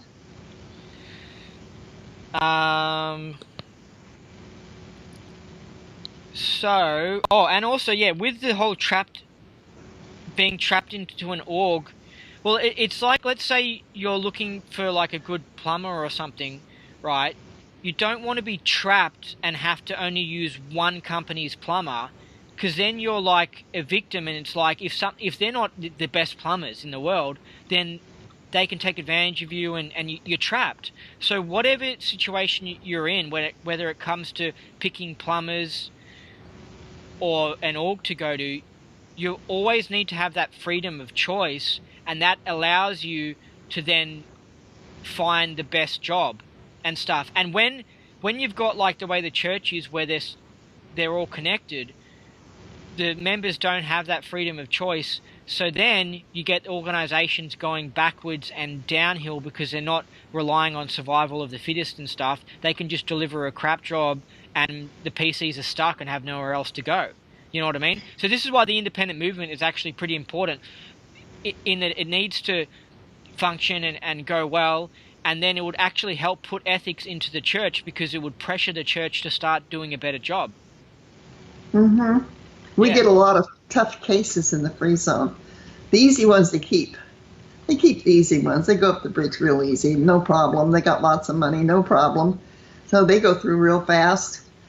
The ones that have been difficult, the ones that aren't making their case gains, the ones that just are different somehow, they just throw them out. And so we get a lot of throwaways out in the field. Some of them are easy cases, but most of them take a fair amount of work because they were already addressed in the church. Church couldn't handle them easily. So now they're thrown out here, and we pick them up, and we have to really look them over to see what's going on. And we don't even have their folders. So we have to get all the information from the PC. Yeah. Yeah, I agree. There is like different cases. There are some cases that are easy, and they're just normal, simple people. And I remember seeing them. Like they're just normal people. I don't think they're particularly amazing or anything, but they go in, they do the auditing, and they go in, they go clear, and they don't have any. They're just very normal. They're fairly robotic in my opinion, and like the mainstream system definitely likes these sort of people, but they are easy to deal with, and church gets them, and that they're good. But then when it comes to people who you run into problems with, like me, because I'm like different, so I'll be like going in there, and then just different things will happen. Then I'll go to ethics and be like, no, I don't want to pay that bullshit speeding fine or something like that because it's part of a government system trying to control us all and stuff. So I shouldn't pay it, and it goes against my sense of what's right or wrong and stuff. So like you can see how I'm like more of a difficult case for them because they're like, oh, what do we do now? Because he's refusing to go along with the thing, but then he's doing it because he's trying to fight the system. And so anyway, it's just interesting. Yeah, we run into that. We run into it as students. So we get students in that don't want to go with the system. You have a time. You start, and you change, and you stop the procedure, and you need somebody that'll go along with it and let you be there and let you help when they want help, or sometimes when they don't want help and they don't know it. Yeah. There's just some particles that are a bit more difficult than other ones. But I was wondering, do you ever come across any OSA agents as PCs? No, never had an OSA agent as a PC. Because I heard from Andreas Gross that OSA will send they'll send a difficult PC that the church has had difficulty with. They'll send it to an independent person, right? Because they know that PC is difficult, so they'll be like, yes, this will cause the independent field a problem. That's possible. I wouldn't doubt it, But the thing is that if they were directed to you by OSA, wouldn't that come up on the meter? Like, wouldn't it show up on the meter and the person would be like, yeah, all right, I'll be honest, OSA told me to come here or something like that? Or can you beat the meter? Well, you're going to find out sooner or later. You might not find out right away, but you're going to find out sooner or later because he's not going to run standardly, that's for sure. He's got a big withhold like that. He's not going to run. So you've say, never... What's going on? But that's never happened to any you. Progress. But that's never happened to you. You've never come across somebody who was holding that as a withhold. No. The church doesn't target me. And the reason they don't target me is I'm not antagonistic toward them. I leave them alone. I'm not out there trying to undermine their pinnings. I'm not shooting bullets at them. I'm not doing anything that's really distracting to them. I just mind my business and deliver the tech. And as long as I'm not antagonistic to them, they aren't antagonistic to me. I guess you can call that a PTS handling. All right.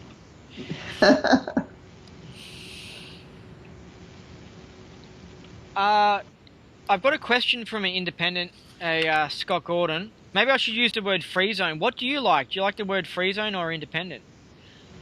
I like free zone because it was intended to be a free zone, and LRH intended it as a free zone. Yeah, I trust the people who said that LRH said free zone. I trust that. I looked into it. I've got to find that reference sometime, but I've read it so many times, Yeah, and I first came into this because of the word free zone, and I think it sounds good. Free zone Scientology. I mean, but anyway, but Yeah. What happened is that the independents came in, they left the church, and then they thought they were told in the church that free zoners were all squirrels. Didn't have anything to do with them. So they come out of the church and they act just like they did in the church. Oh, you free zoners are all squirrels, you can't come onto our blog. That type of thing. Sorry, what's this? I don't get what you're talking about. Oh, well, we had free zoners. Then in the last 10 years maybe, we had people come from the church that left the church, but they didn't call themselves free zoners. They called themselves independents because they were taught in the church that free zoners were squirrel, and they didn't think of themselves as being squirrel. And they took the church propaganda right with them out into the free zone. And I actually tried to get on one blog one time. They said, oh, you're a free zoner. We can't have you on the independent, So it's sort of the word independence only come around in the past 10 years, has it? Pretty much. It's fairly recent. We've all considered ourselves independent, but we didn't use the term. We used free zone. Yeah, I think free zone, it's just a better word. I think it's got a coolness to it. I don't like how they write free space zone. I think it would be better if we just had one word, free zone, without the gap. I use both because my husband insists on it. He says you've got to have free zone, 2 words.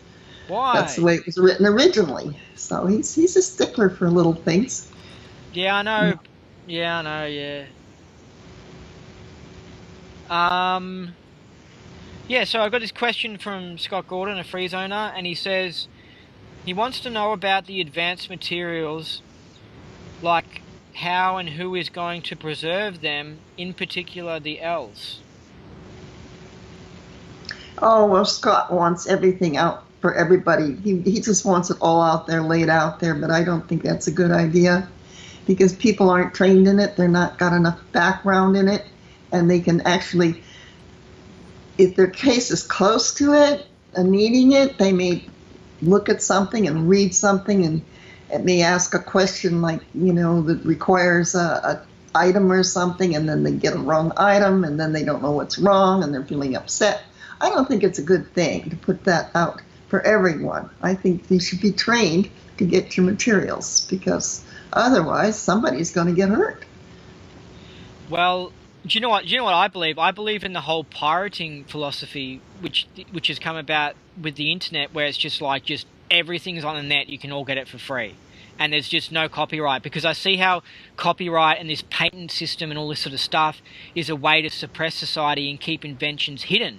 Because like a car company will come across a scientist that invents a new technology, and they'll go, oh, we'll buy that, thank you very much, and then they get it and they put it in a vault and they don't release it and they hold on to it, and it's a way for the SPs to suppress us using some government system, some control system and rules and regulations with the pirating thing. And I just believe in no rules. I just believe everything on the internet for free.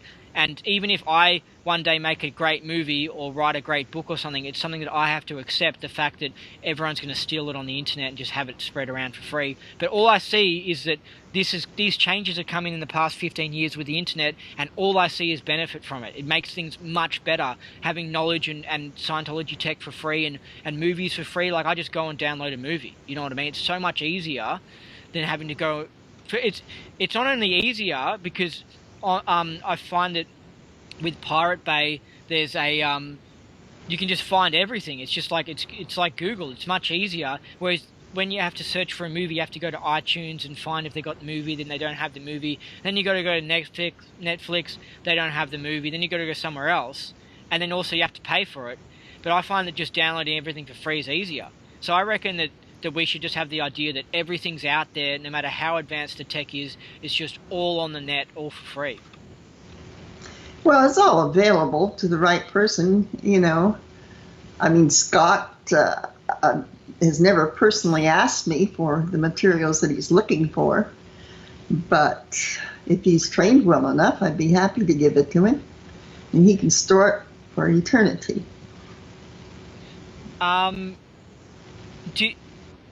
Why is he asking about the L's? Is it because you're known to have some special version of the L's. Doesn't everyone have the L's anyway? Well, it took a while to get the L's together and to understand them and to put them in a workable sequence. You have to understand what you're dealing with.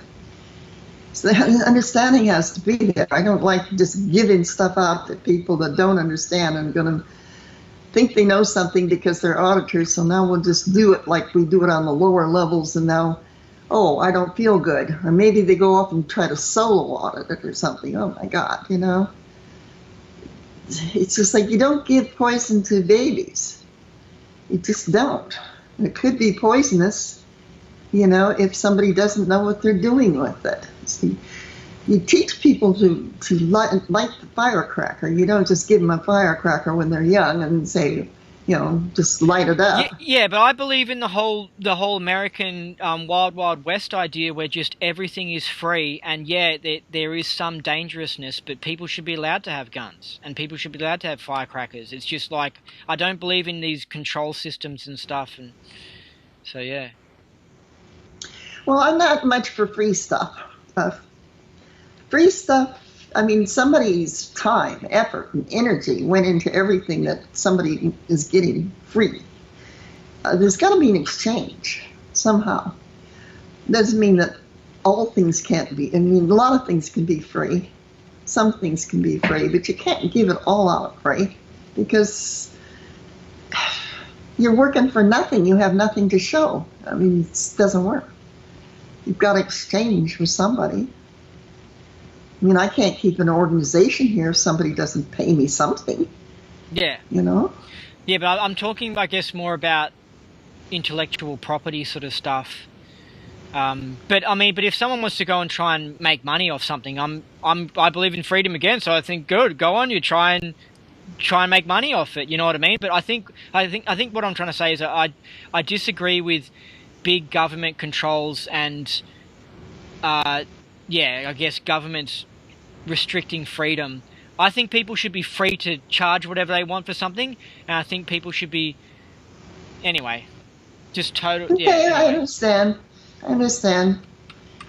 But you can say with the tech stuff, it's similar to the idea of the gun thing. It's like, well, some people get damaged by guns, so maybe we should just have guns banned. And it's just like, I'm not for guns being banned, and I'm not for advanced tech being banned as well. Like, as in, I think you just let it all out there. Let it all hang out, huh? Yeah, but this is where it gets confusing, because LRH almost had two opinions on this. Because didn't he earlier say that the reason Scientology is working and is good is because we have a lightness of organization and like no secrets and nothing's kept hidden? Then after that, he develops the OT levels and he keeps it all secret and stuff. Yeah, you did do that. Yeah, so he just like backflipped on that idea. Yeah.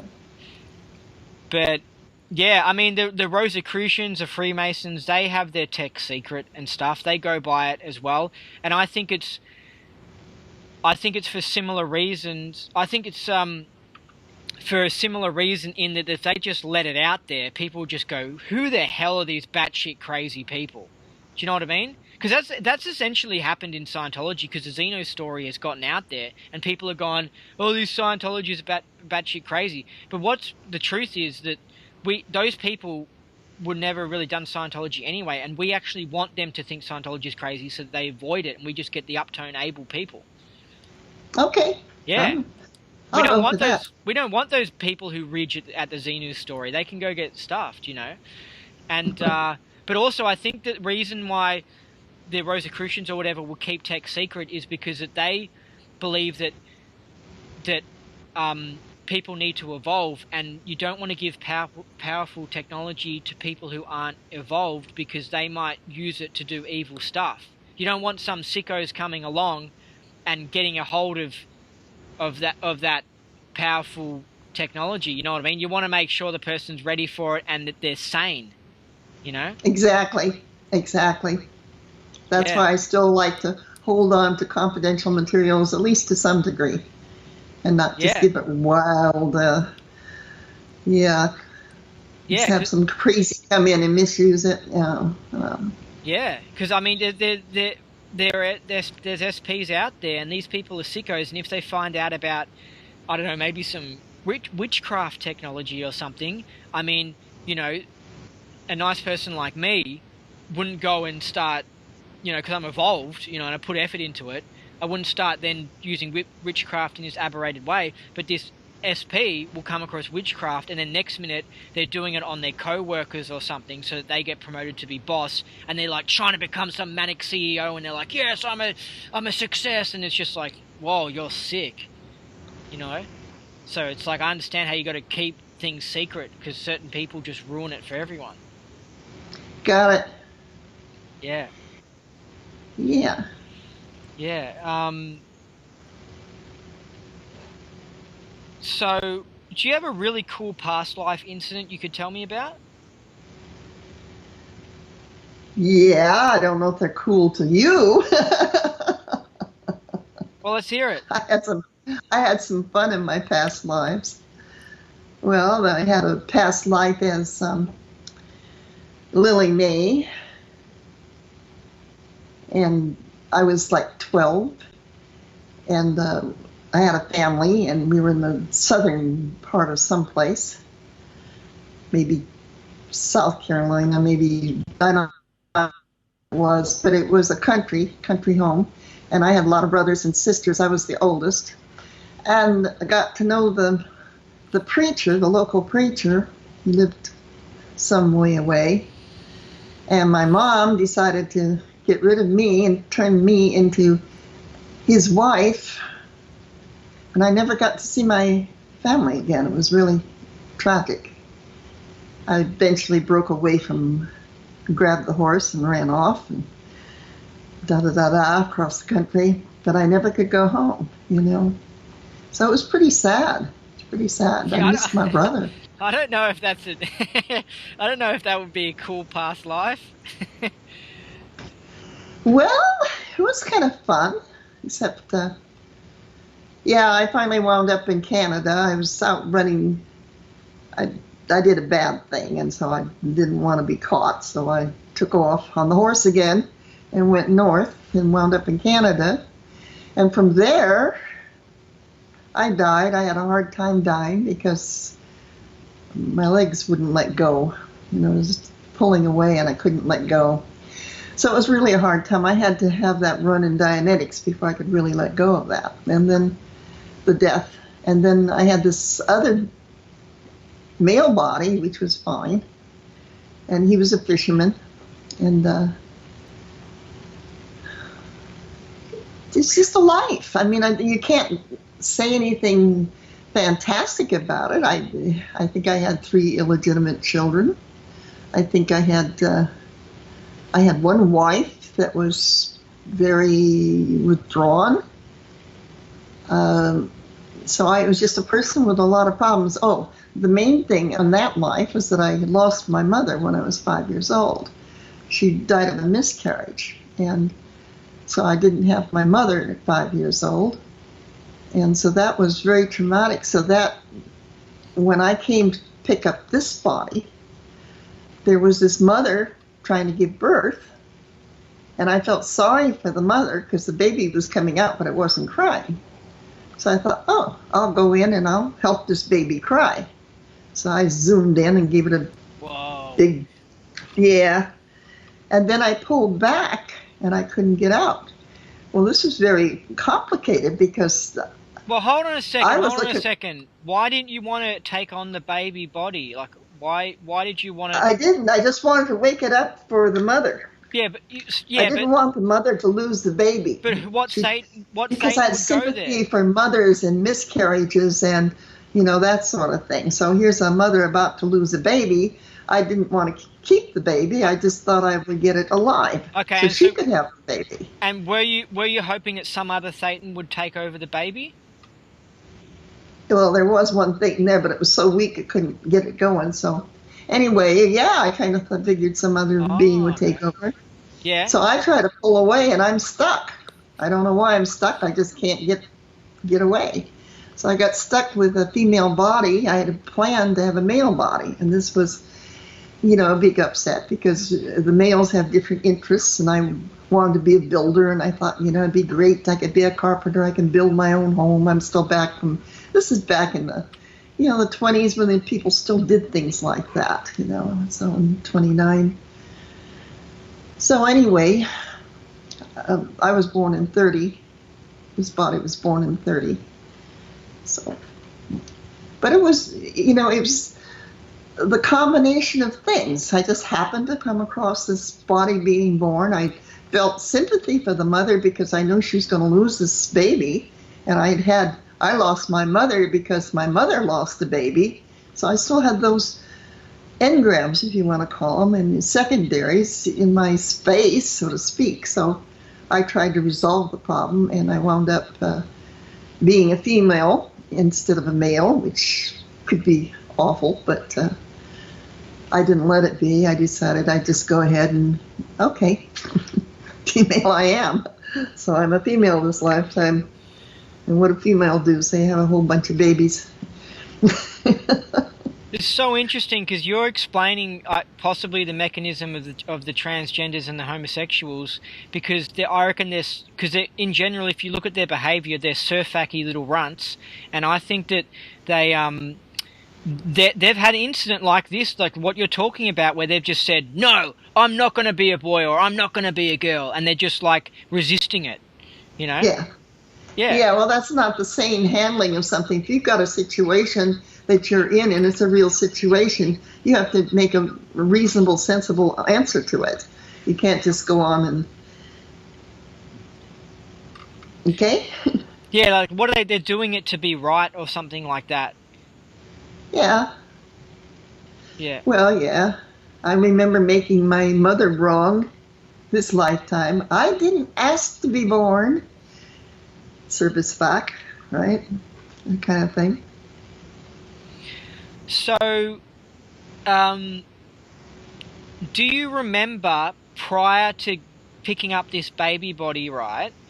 Do you remember going through the implant? I did not go through the implant. Okay. I just didn't. I remember fighting with another Thetan over body, but I didn't go through the implant. I didn't go through the implant before that. I don't think I went through the implant since I've been on Earth. But I haven't, I just haven't been through the implants. Those that did, probably affected by it more. What was that, sorry? Those that went through the implants may be more affected. I don't believe there are currently implants. But that's maybe because I was pretty free of implants to start with. But there are people that believe that they get implanted in between lives, and maybe they do. Maybe they actually go back and get implanted again, or maybe they just re-stimulate into the last time they had an implant and take it on as, well, I'll do what it says, instead of just making their own determinism on it. How do you have a Thetan fight? Just out of curiosity. It's sort of like, I don't know how to explain it. It's like you don't have fists, you have energy flows, and you push back, and he pushed back harder. That's all. Thetan fight. All right. That's funny. It's a funny question. Yeah, it'd be interesting. I imagine it could be just a little mind game, and just like, or something. No, they're real flows. I mean, you really put them out there. Go away. No, I'm staying here. Have you audited people on the Between Lives incident? No.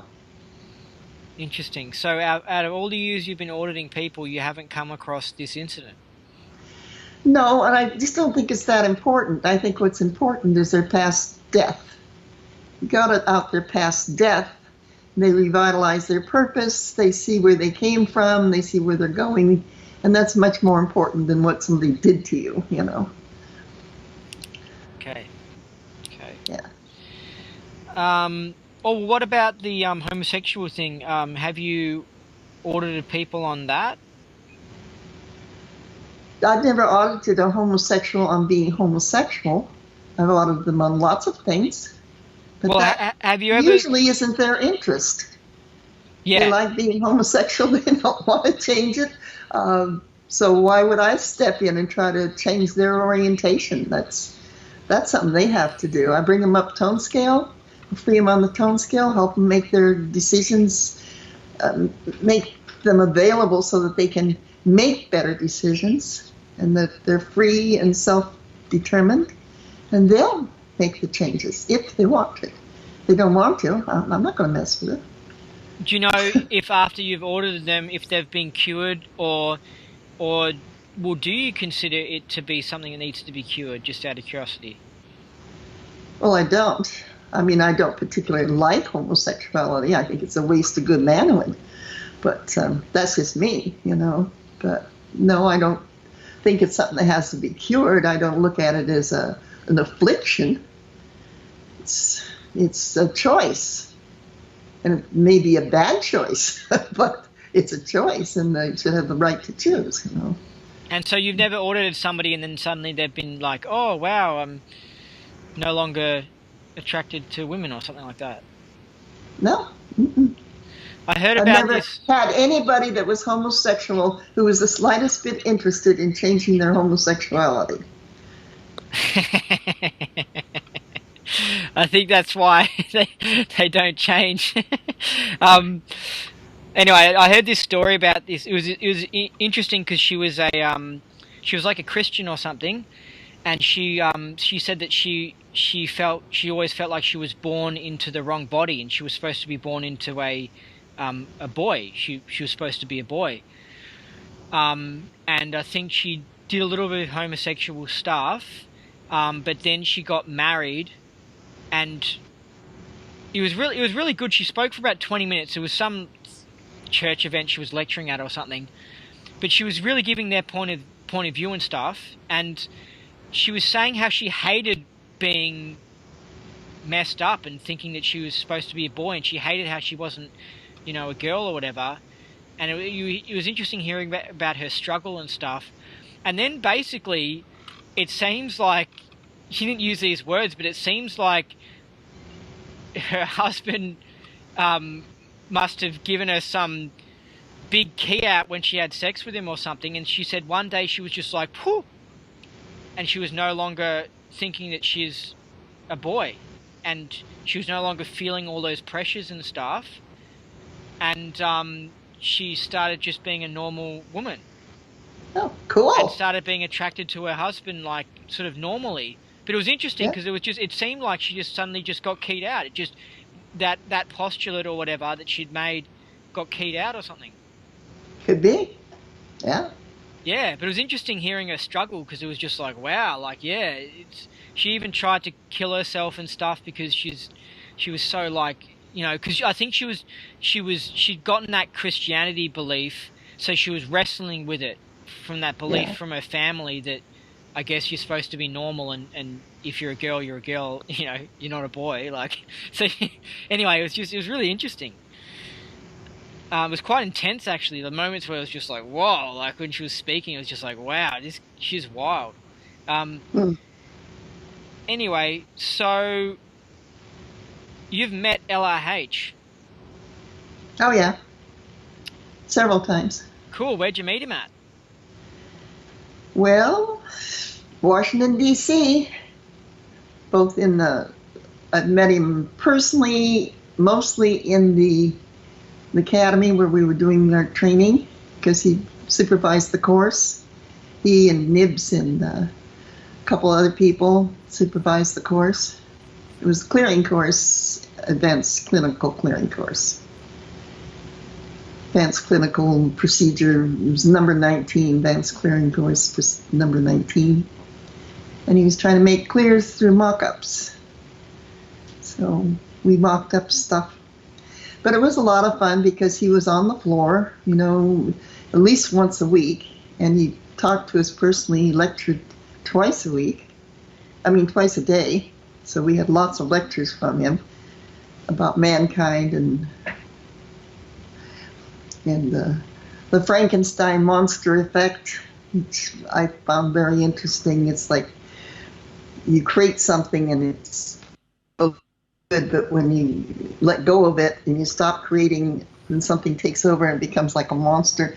And I thought, gee, that's just like the Church of Scientology. You know, it's the Frankenstein monster effect. Yeah. So I just realized what the idea I was trying to get across earlier is that it's this idea of people being scared of experimenting. This idea that's like, oh, I don't want to go into my mind, or I don't want to do that, and like I'm not trying to promote what you're doing or anything, but like just with anything, it's just like, because certain people, they might be in the church and they might go and look at the independent field and they might be like, oh no, I don't want to experiment, oh scary, it's this idea that you're a wussy and that by doing these exercises you can harm yourself. It's just like, that's a really wussy bad idea to have. You should have this idea that's like, I'm trying to get the best tech possible, but you know, I'm okay with experimenting, and my postulates create my own reality. You know, I don't like this idea of this wussy, scaredy, oh, I'm going to get hurt. Oh. It's just like, and the way people were in the 50s is they were cool with experimenting. They were cool with trying new things and all this sort of stuff, you know? Right. But they followed LRH. Yeah. They followed LRH. Yeah, and LRH was cool with messing with people's minds, is what I'm trying to say. I just don't like this idea that people are scared of doing Scientology or doing independent Scientology because they might hurt their mind. It's just like, no, you're in charge of your own reality. You postulate what happens, you know what I mean? And if you do something and you notice that you might be feeling worse, then stop doing it. You know what I mean? Anyway, basically, I just don't like people who are scared. It's a really bad way to be. So I never ran into people like that, so I don't have a common reality there, but I suppose there are people that are scared of Scientology. Well, they're scared with messing with their own mind. I think they have this idea, and they're scared of reading the upper level materials, and like, they probably shouldn't, but I think I want people to be more confident and to believe in themselves and realize that they're freaking gods, and that they're like, it's okay, you know, you're not, don't be fearful, you know. Good view. Yeah. So what was he like when you met him? Well, one time I did TRs with him.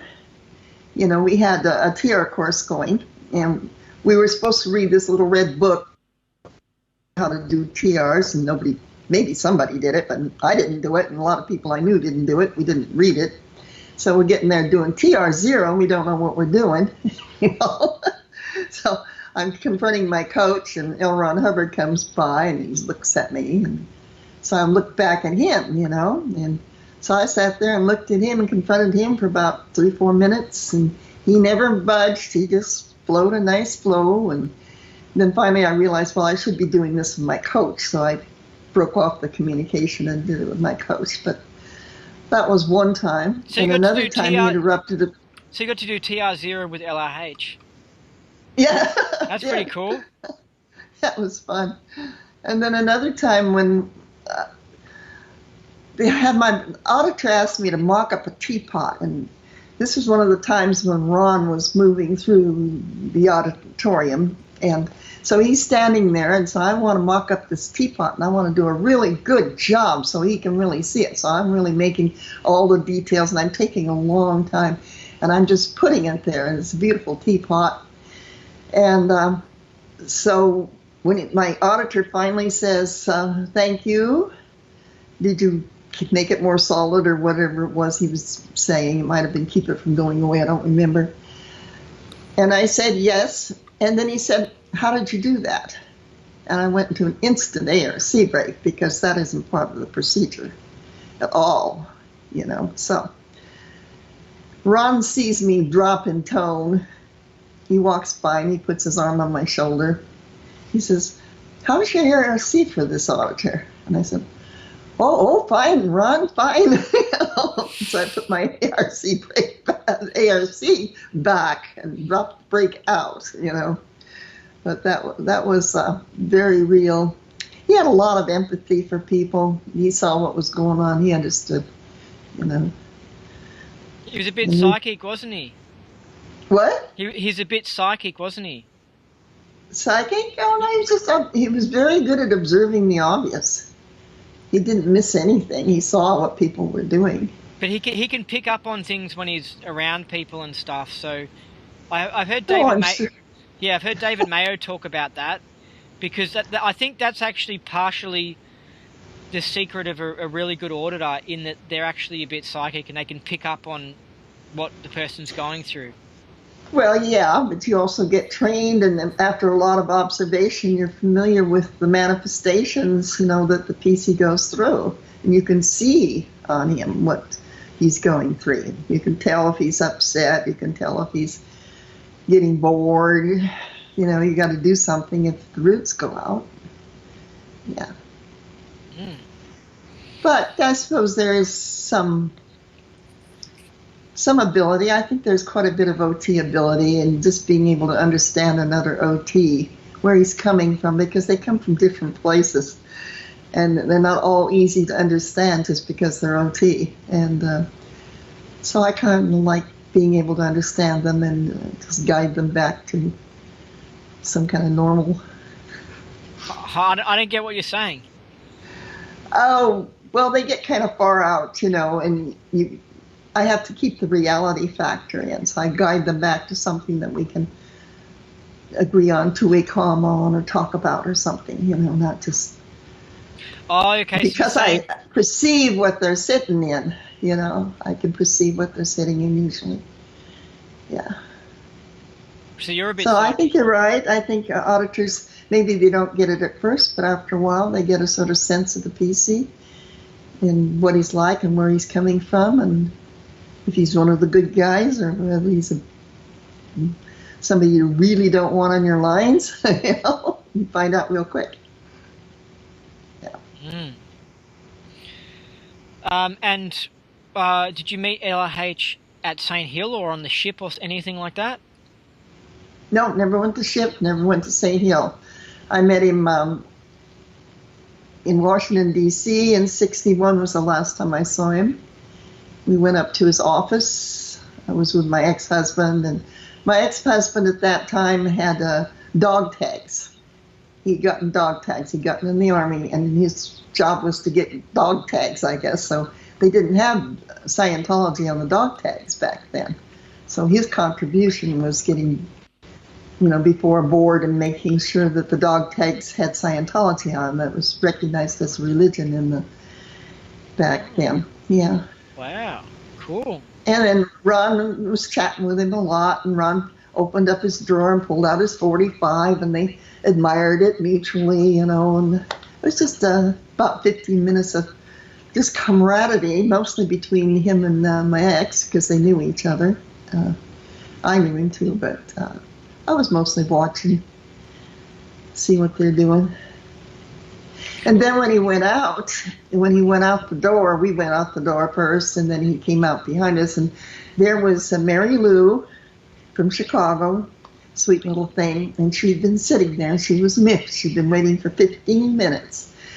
And he came over and he said, "Oh, Mary Lou, I didn't realize it was you, or I would have been out here a lot sooner." And she just melted. She just melted, and everything was fine. He had that golden touch with the language. He knew how to make a person feel good when they were upset. Yeah. Nice. Cool. Yeah. Did you see him do any cool OT stuff, like move an ashtray with his mind or something? Who? Ron? Yeah. No. Saw my ex-husband do some stuff like that. In the course room when he was drilling it? Nope. At home when he dropped the match into the ashtray and it popped out, and I reached down to pick up the match to put it back in the ashtray, and the match jumped up on its own, went back into the ashtray. And I said, "Well, I didn't do that, so you did it." He laughed. He thought that was so funny. Yeah. So he moved a matchstick out of an ashtray onto the table or something? Well, when you dropped it into the ashtray, the momentum is a little not paper match, little short wooden match, and in hitting it bounced out onto the ground, onto the floor. And so I bent over to pick up and put it back in. And as I went to reach it, it just popped back in by itself. Went back in. And so I said, well, I didn't do that because I saw it go back in by itself. So you must have done that. And he laughed. He thought that was really funny. Do you reckon that he did do it with his mind? Oh, yeah. Cool. Oh, yeah. He used to do that kind of stuff. Walked in one time and gets my attention, and he's not saying anything, but he's getting my attention, and he wants me to look at this, I guess it's a dresser kind of thing. And my purse was on the dresser, and it's slowly moving off the dresser. It finally fell on the floor. He liked to show off sometimes. To learn how to do this, did you notice in particular he would put in a lot of hours and he? Yes, he worked at it. It wasn't easy to learn how to slam windows down and shut them when they're up. But he could do a whole it. window. He could move a whole window. Oh yeah. Wow. He could do it, but he worked hard at it. I mean, he spent a lot of wasted time doing that when he could have done something far more useful, like going to work. I know, like I've realized that you can get these abilities, but it's just like it's a lot of work, and it's just like, and at the end of the day, you can just, I mean, I guess you could do it and then maybe become like a stage performer, and you could have fun with it, and maybe you could make money off it. But even that would be kind of a boring job because you have to travel to every new town, and you're living in hotels, and yeah. But this stuff's all real. I know it's real. I mean, I've seen somebody move a spoon with their mind, and it's interesting. It's just like skeptics just that's where I say the skeptics put up a wall because they just go nah. They say he must have done this secret trick like with magnets and stuff. Oh, and then you say, well, do you know that 100% sure? And the answer is no. They're not 100% sure that the person used magnets, but they're relying on that as the answer to how it happened. And it's just like, right. You just... It can happen, but it's not the norm. And we don't have any processes in Scientology that lead directly to it. It's more like a side effect that happens to some people sometimes. What do you do to practice it, by the way? I don't know. You'd have to ask him, but he's passed on now, so no luck. Did you ever see him practicing, and what would he be doing? Mostly laying in bed doing what looked like nothing. But he was, you could tell his intention was on something, or attention and intention was on something. Yeah. That's what it seems like they do. Like I guess they're just thinking, imagining it. And I think that's how Uri Geller, the famous spoon bender, I think that's how he pretty much says how he bends the spoons. He's just like, he just thinks it, think it, and then it happens. Yeah, the spoon is bending. Now, do you know anything about future lives? Just that a lot of people postulate them, and future lives depend on an awful lot of factors. And you could postulate a future life, and it may or may not come about because the others are postulating dissimilar future lives, or there's a lot of postulates out there, a lot of people making postulates. So the reality factor is if you have a whole bunch of people making a certain postulate, that one will probably come about more likely than a smaller amount of people making a different postulate. They won't get theirs put out. It won't show up in the universe as much. Or maybe it shows up in some small vector or something. Yeah. I've got here something that I read that you said about Pierre Etier. You said that Pierre Etier said that he went to a tech briefing by LRH in 1983. That's right, he did say that. So, okay, that's all you know about that? Yeah, except that Ron was alive and speaking at that tech briefing, And he told me, and I believe him, I don't know any reason not to. You know, if he says that he was at a tech briefing in 1983 with L. Ron Hubbard there, then he probably was, you know. There's no reason to lie. Yeah, because some people think that he wasn't around in 83, but I think he was, especially when you hear that song where LIH was singing in it. That Freedom song or whatever, like he probably recorded that in 84, 85 or something. Like the way that the music sounds and stuff.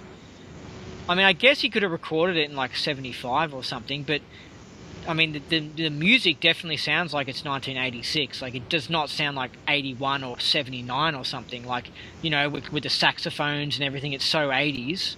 Like particularly like more late 80s. And LIH is singing on that. You know, and he wrote the Mission Earth stuff, and anyway, so somebody went to a tech briefing with him in 83. Yeah. Yeah. Wow, that's interesting. Yeah. Do you know what was the tech about? I don't know. I wasn't there. Interesting. I have no idea what his tech briefing was on. You'd have to ask Pierre or somebody else that was there. Yeah.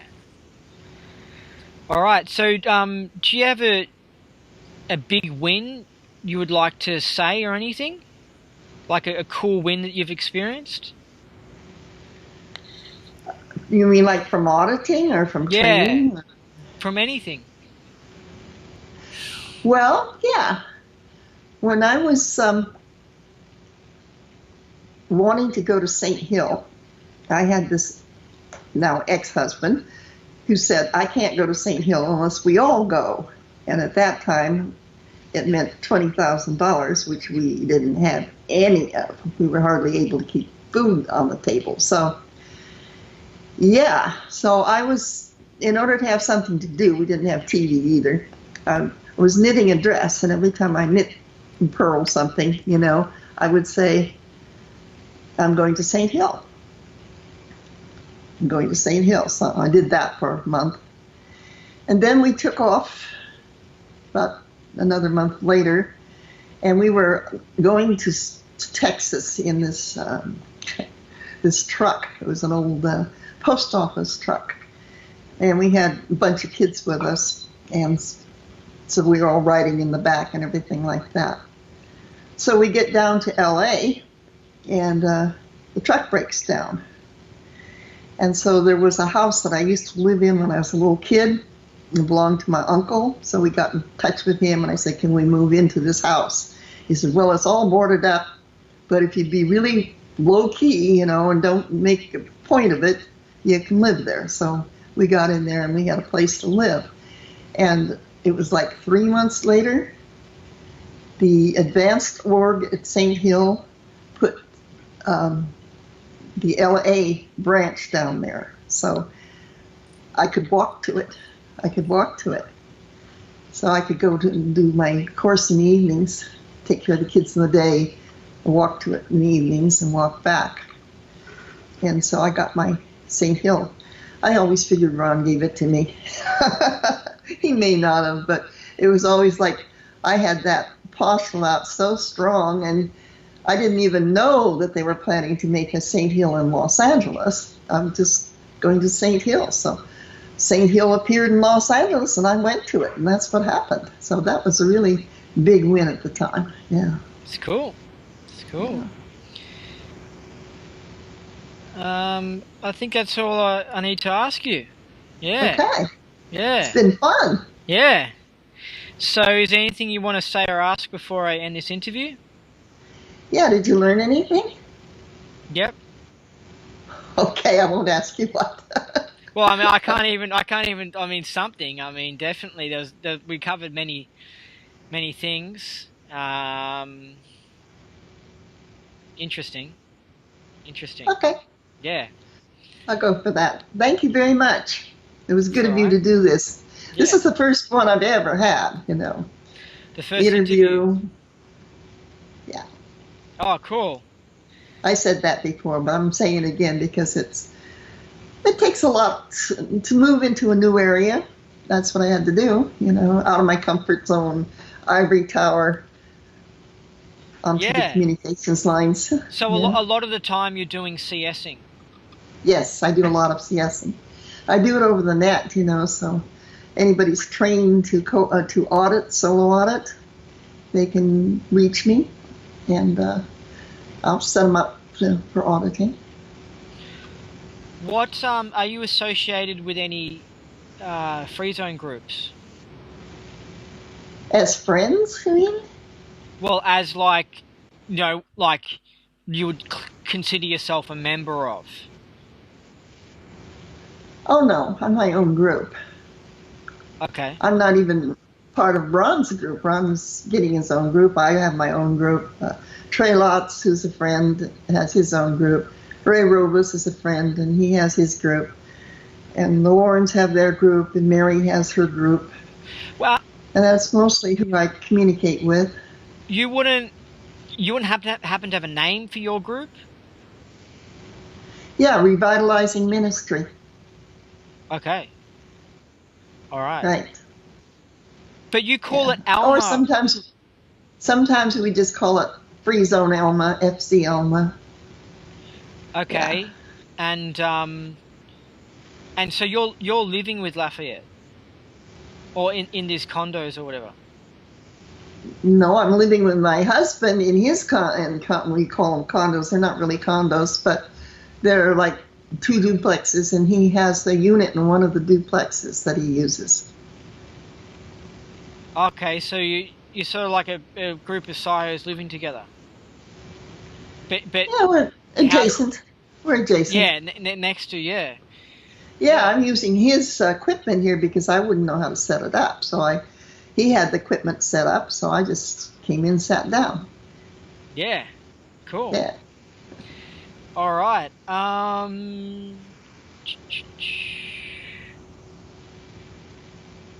Where do you have a website?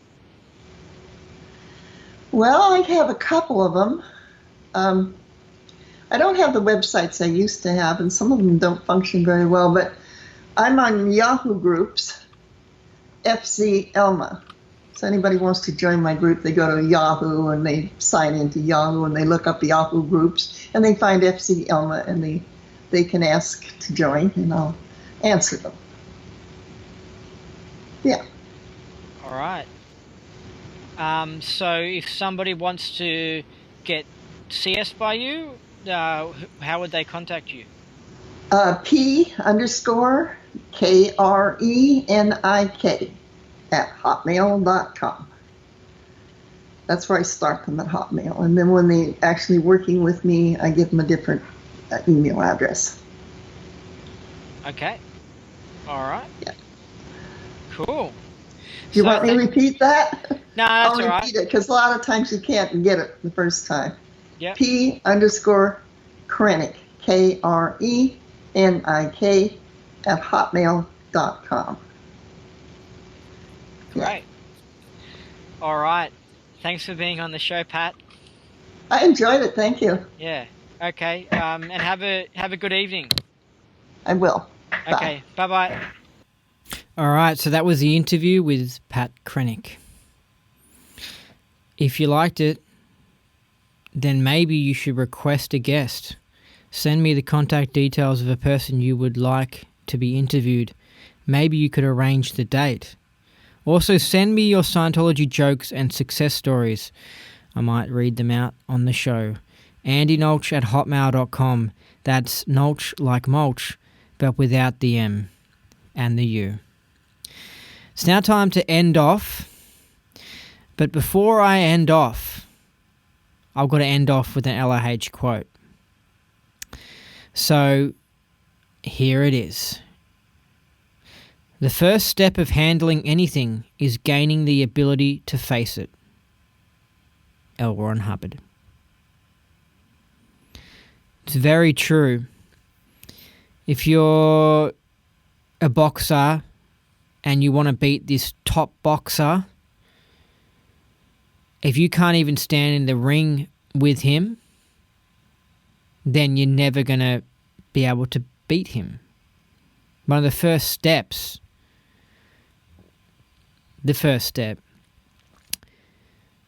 is to just be there with that thing. And then eventually you'll improve and you keep on punching this guy in training or something like that, and eventually one day you will actually beat him. But yeah, the first step of handling anything is gaining the ability to face it. It's very important when it comes to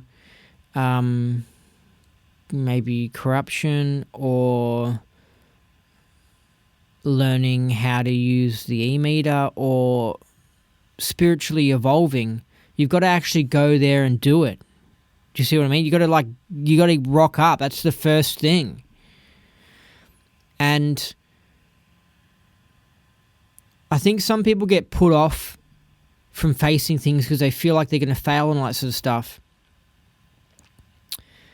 And the truth is they probably are going to fail the first time or whatever. But you've got to rock up the first time. That's extremely important. You've got to go through those failings and then you'll come good.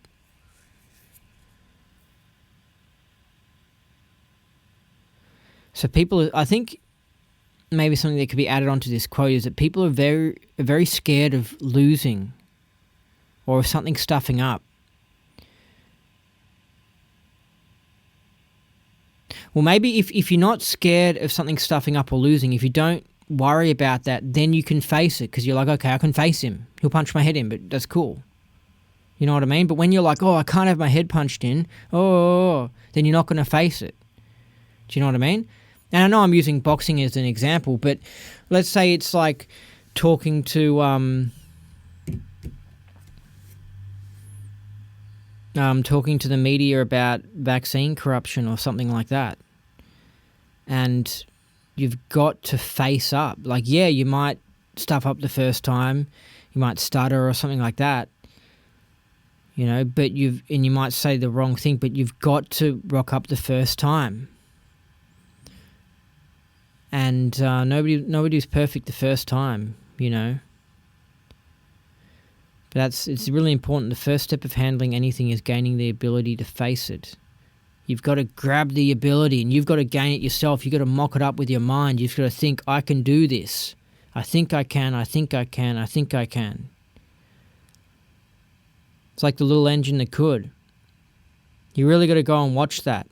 And then watch it again. And then watch it again. And then watch it again.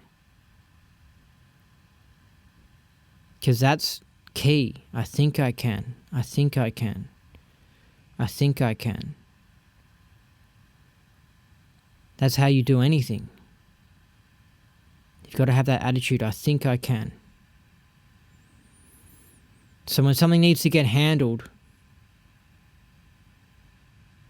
just rock up and think you can. And it might stuff up at the start, but then it'll get better. Also, this is totally off topic, but I just thought of it because it's really cool. There's this exercise that I learnt from the Rosicrucians, and it's that instead of using your watch, like just ask the question, I guess, in your head of what time it is, and then pause, and then see what answer pops into your head. And I tried it today for like the first time, and I sort of was like, oh, what time is it? And I sort of got an instant answer of like 11:05. Sort of before I even asked the question in my head. And then I said, no, ask the question and then wait for the answer because that's what it said to do. So I asked the question and sort of waited. Then I got a second answer of 11:03. And then that was the time. And I was like, wow, that's pretty cool. It worked. And I had a boss years ago who used to not wear a watch because he used to do that. He used to, he just used to rely on his intuition.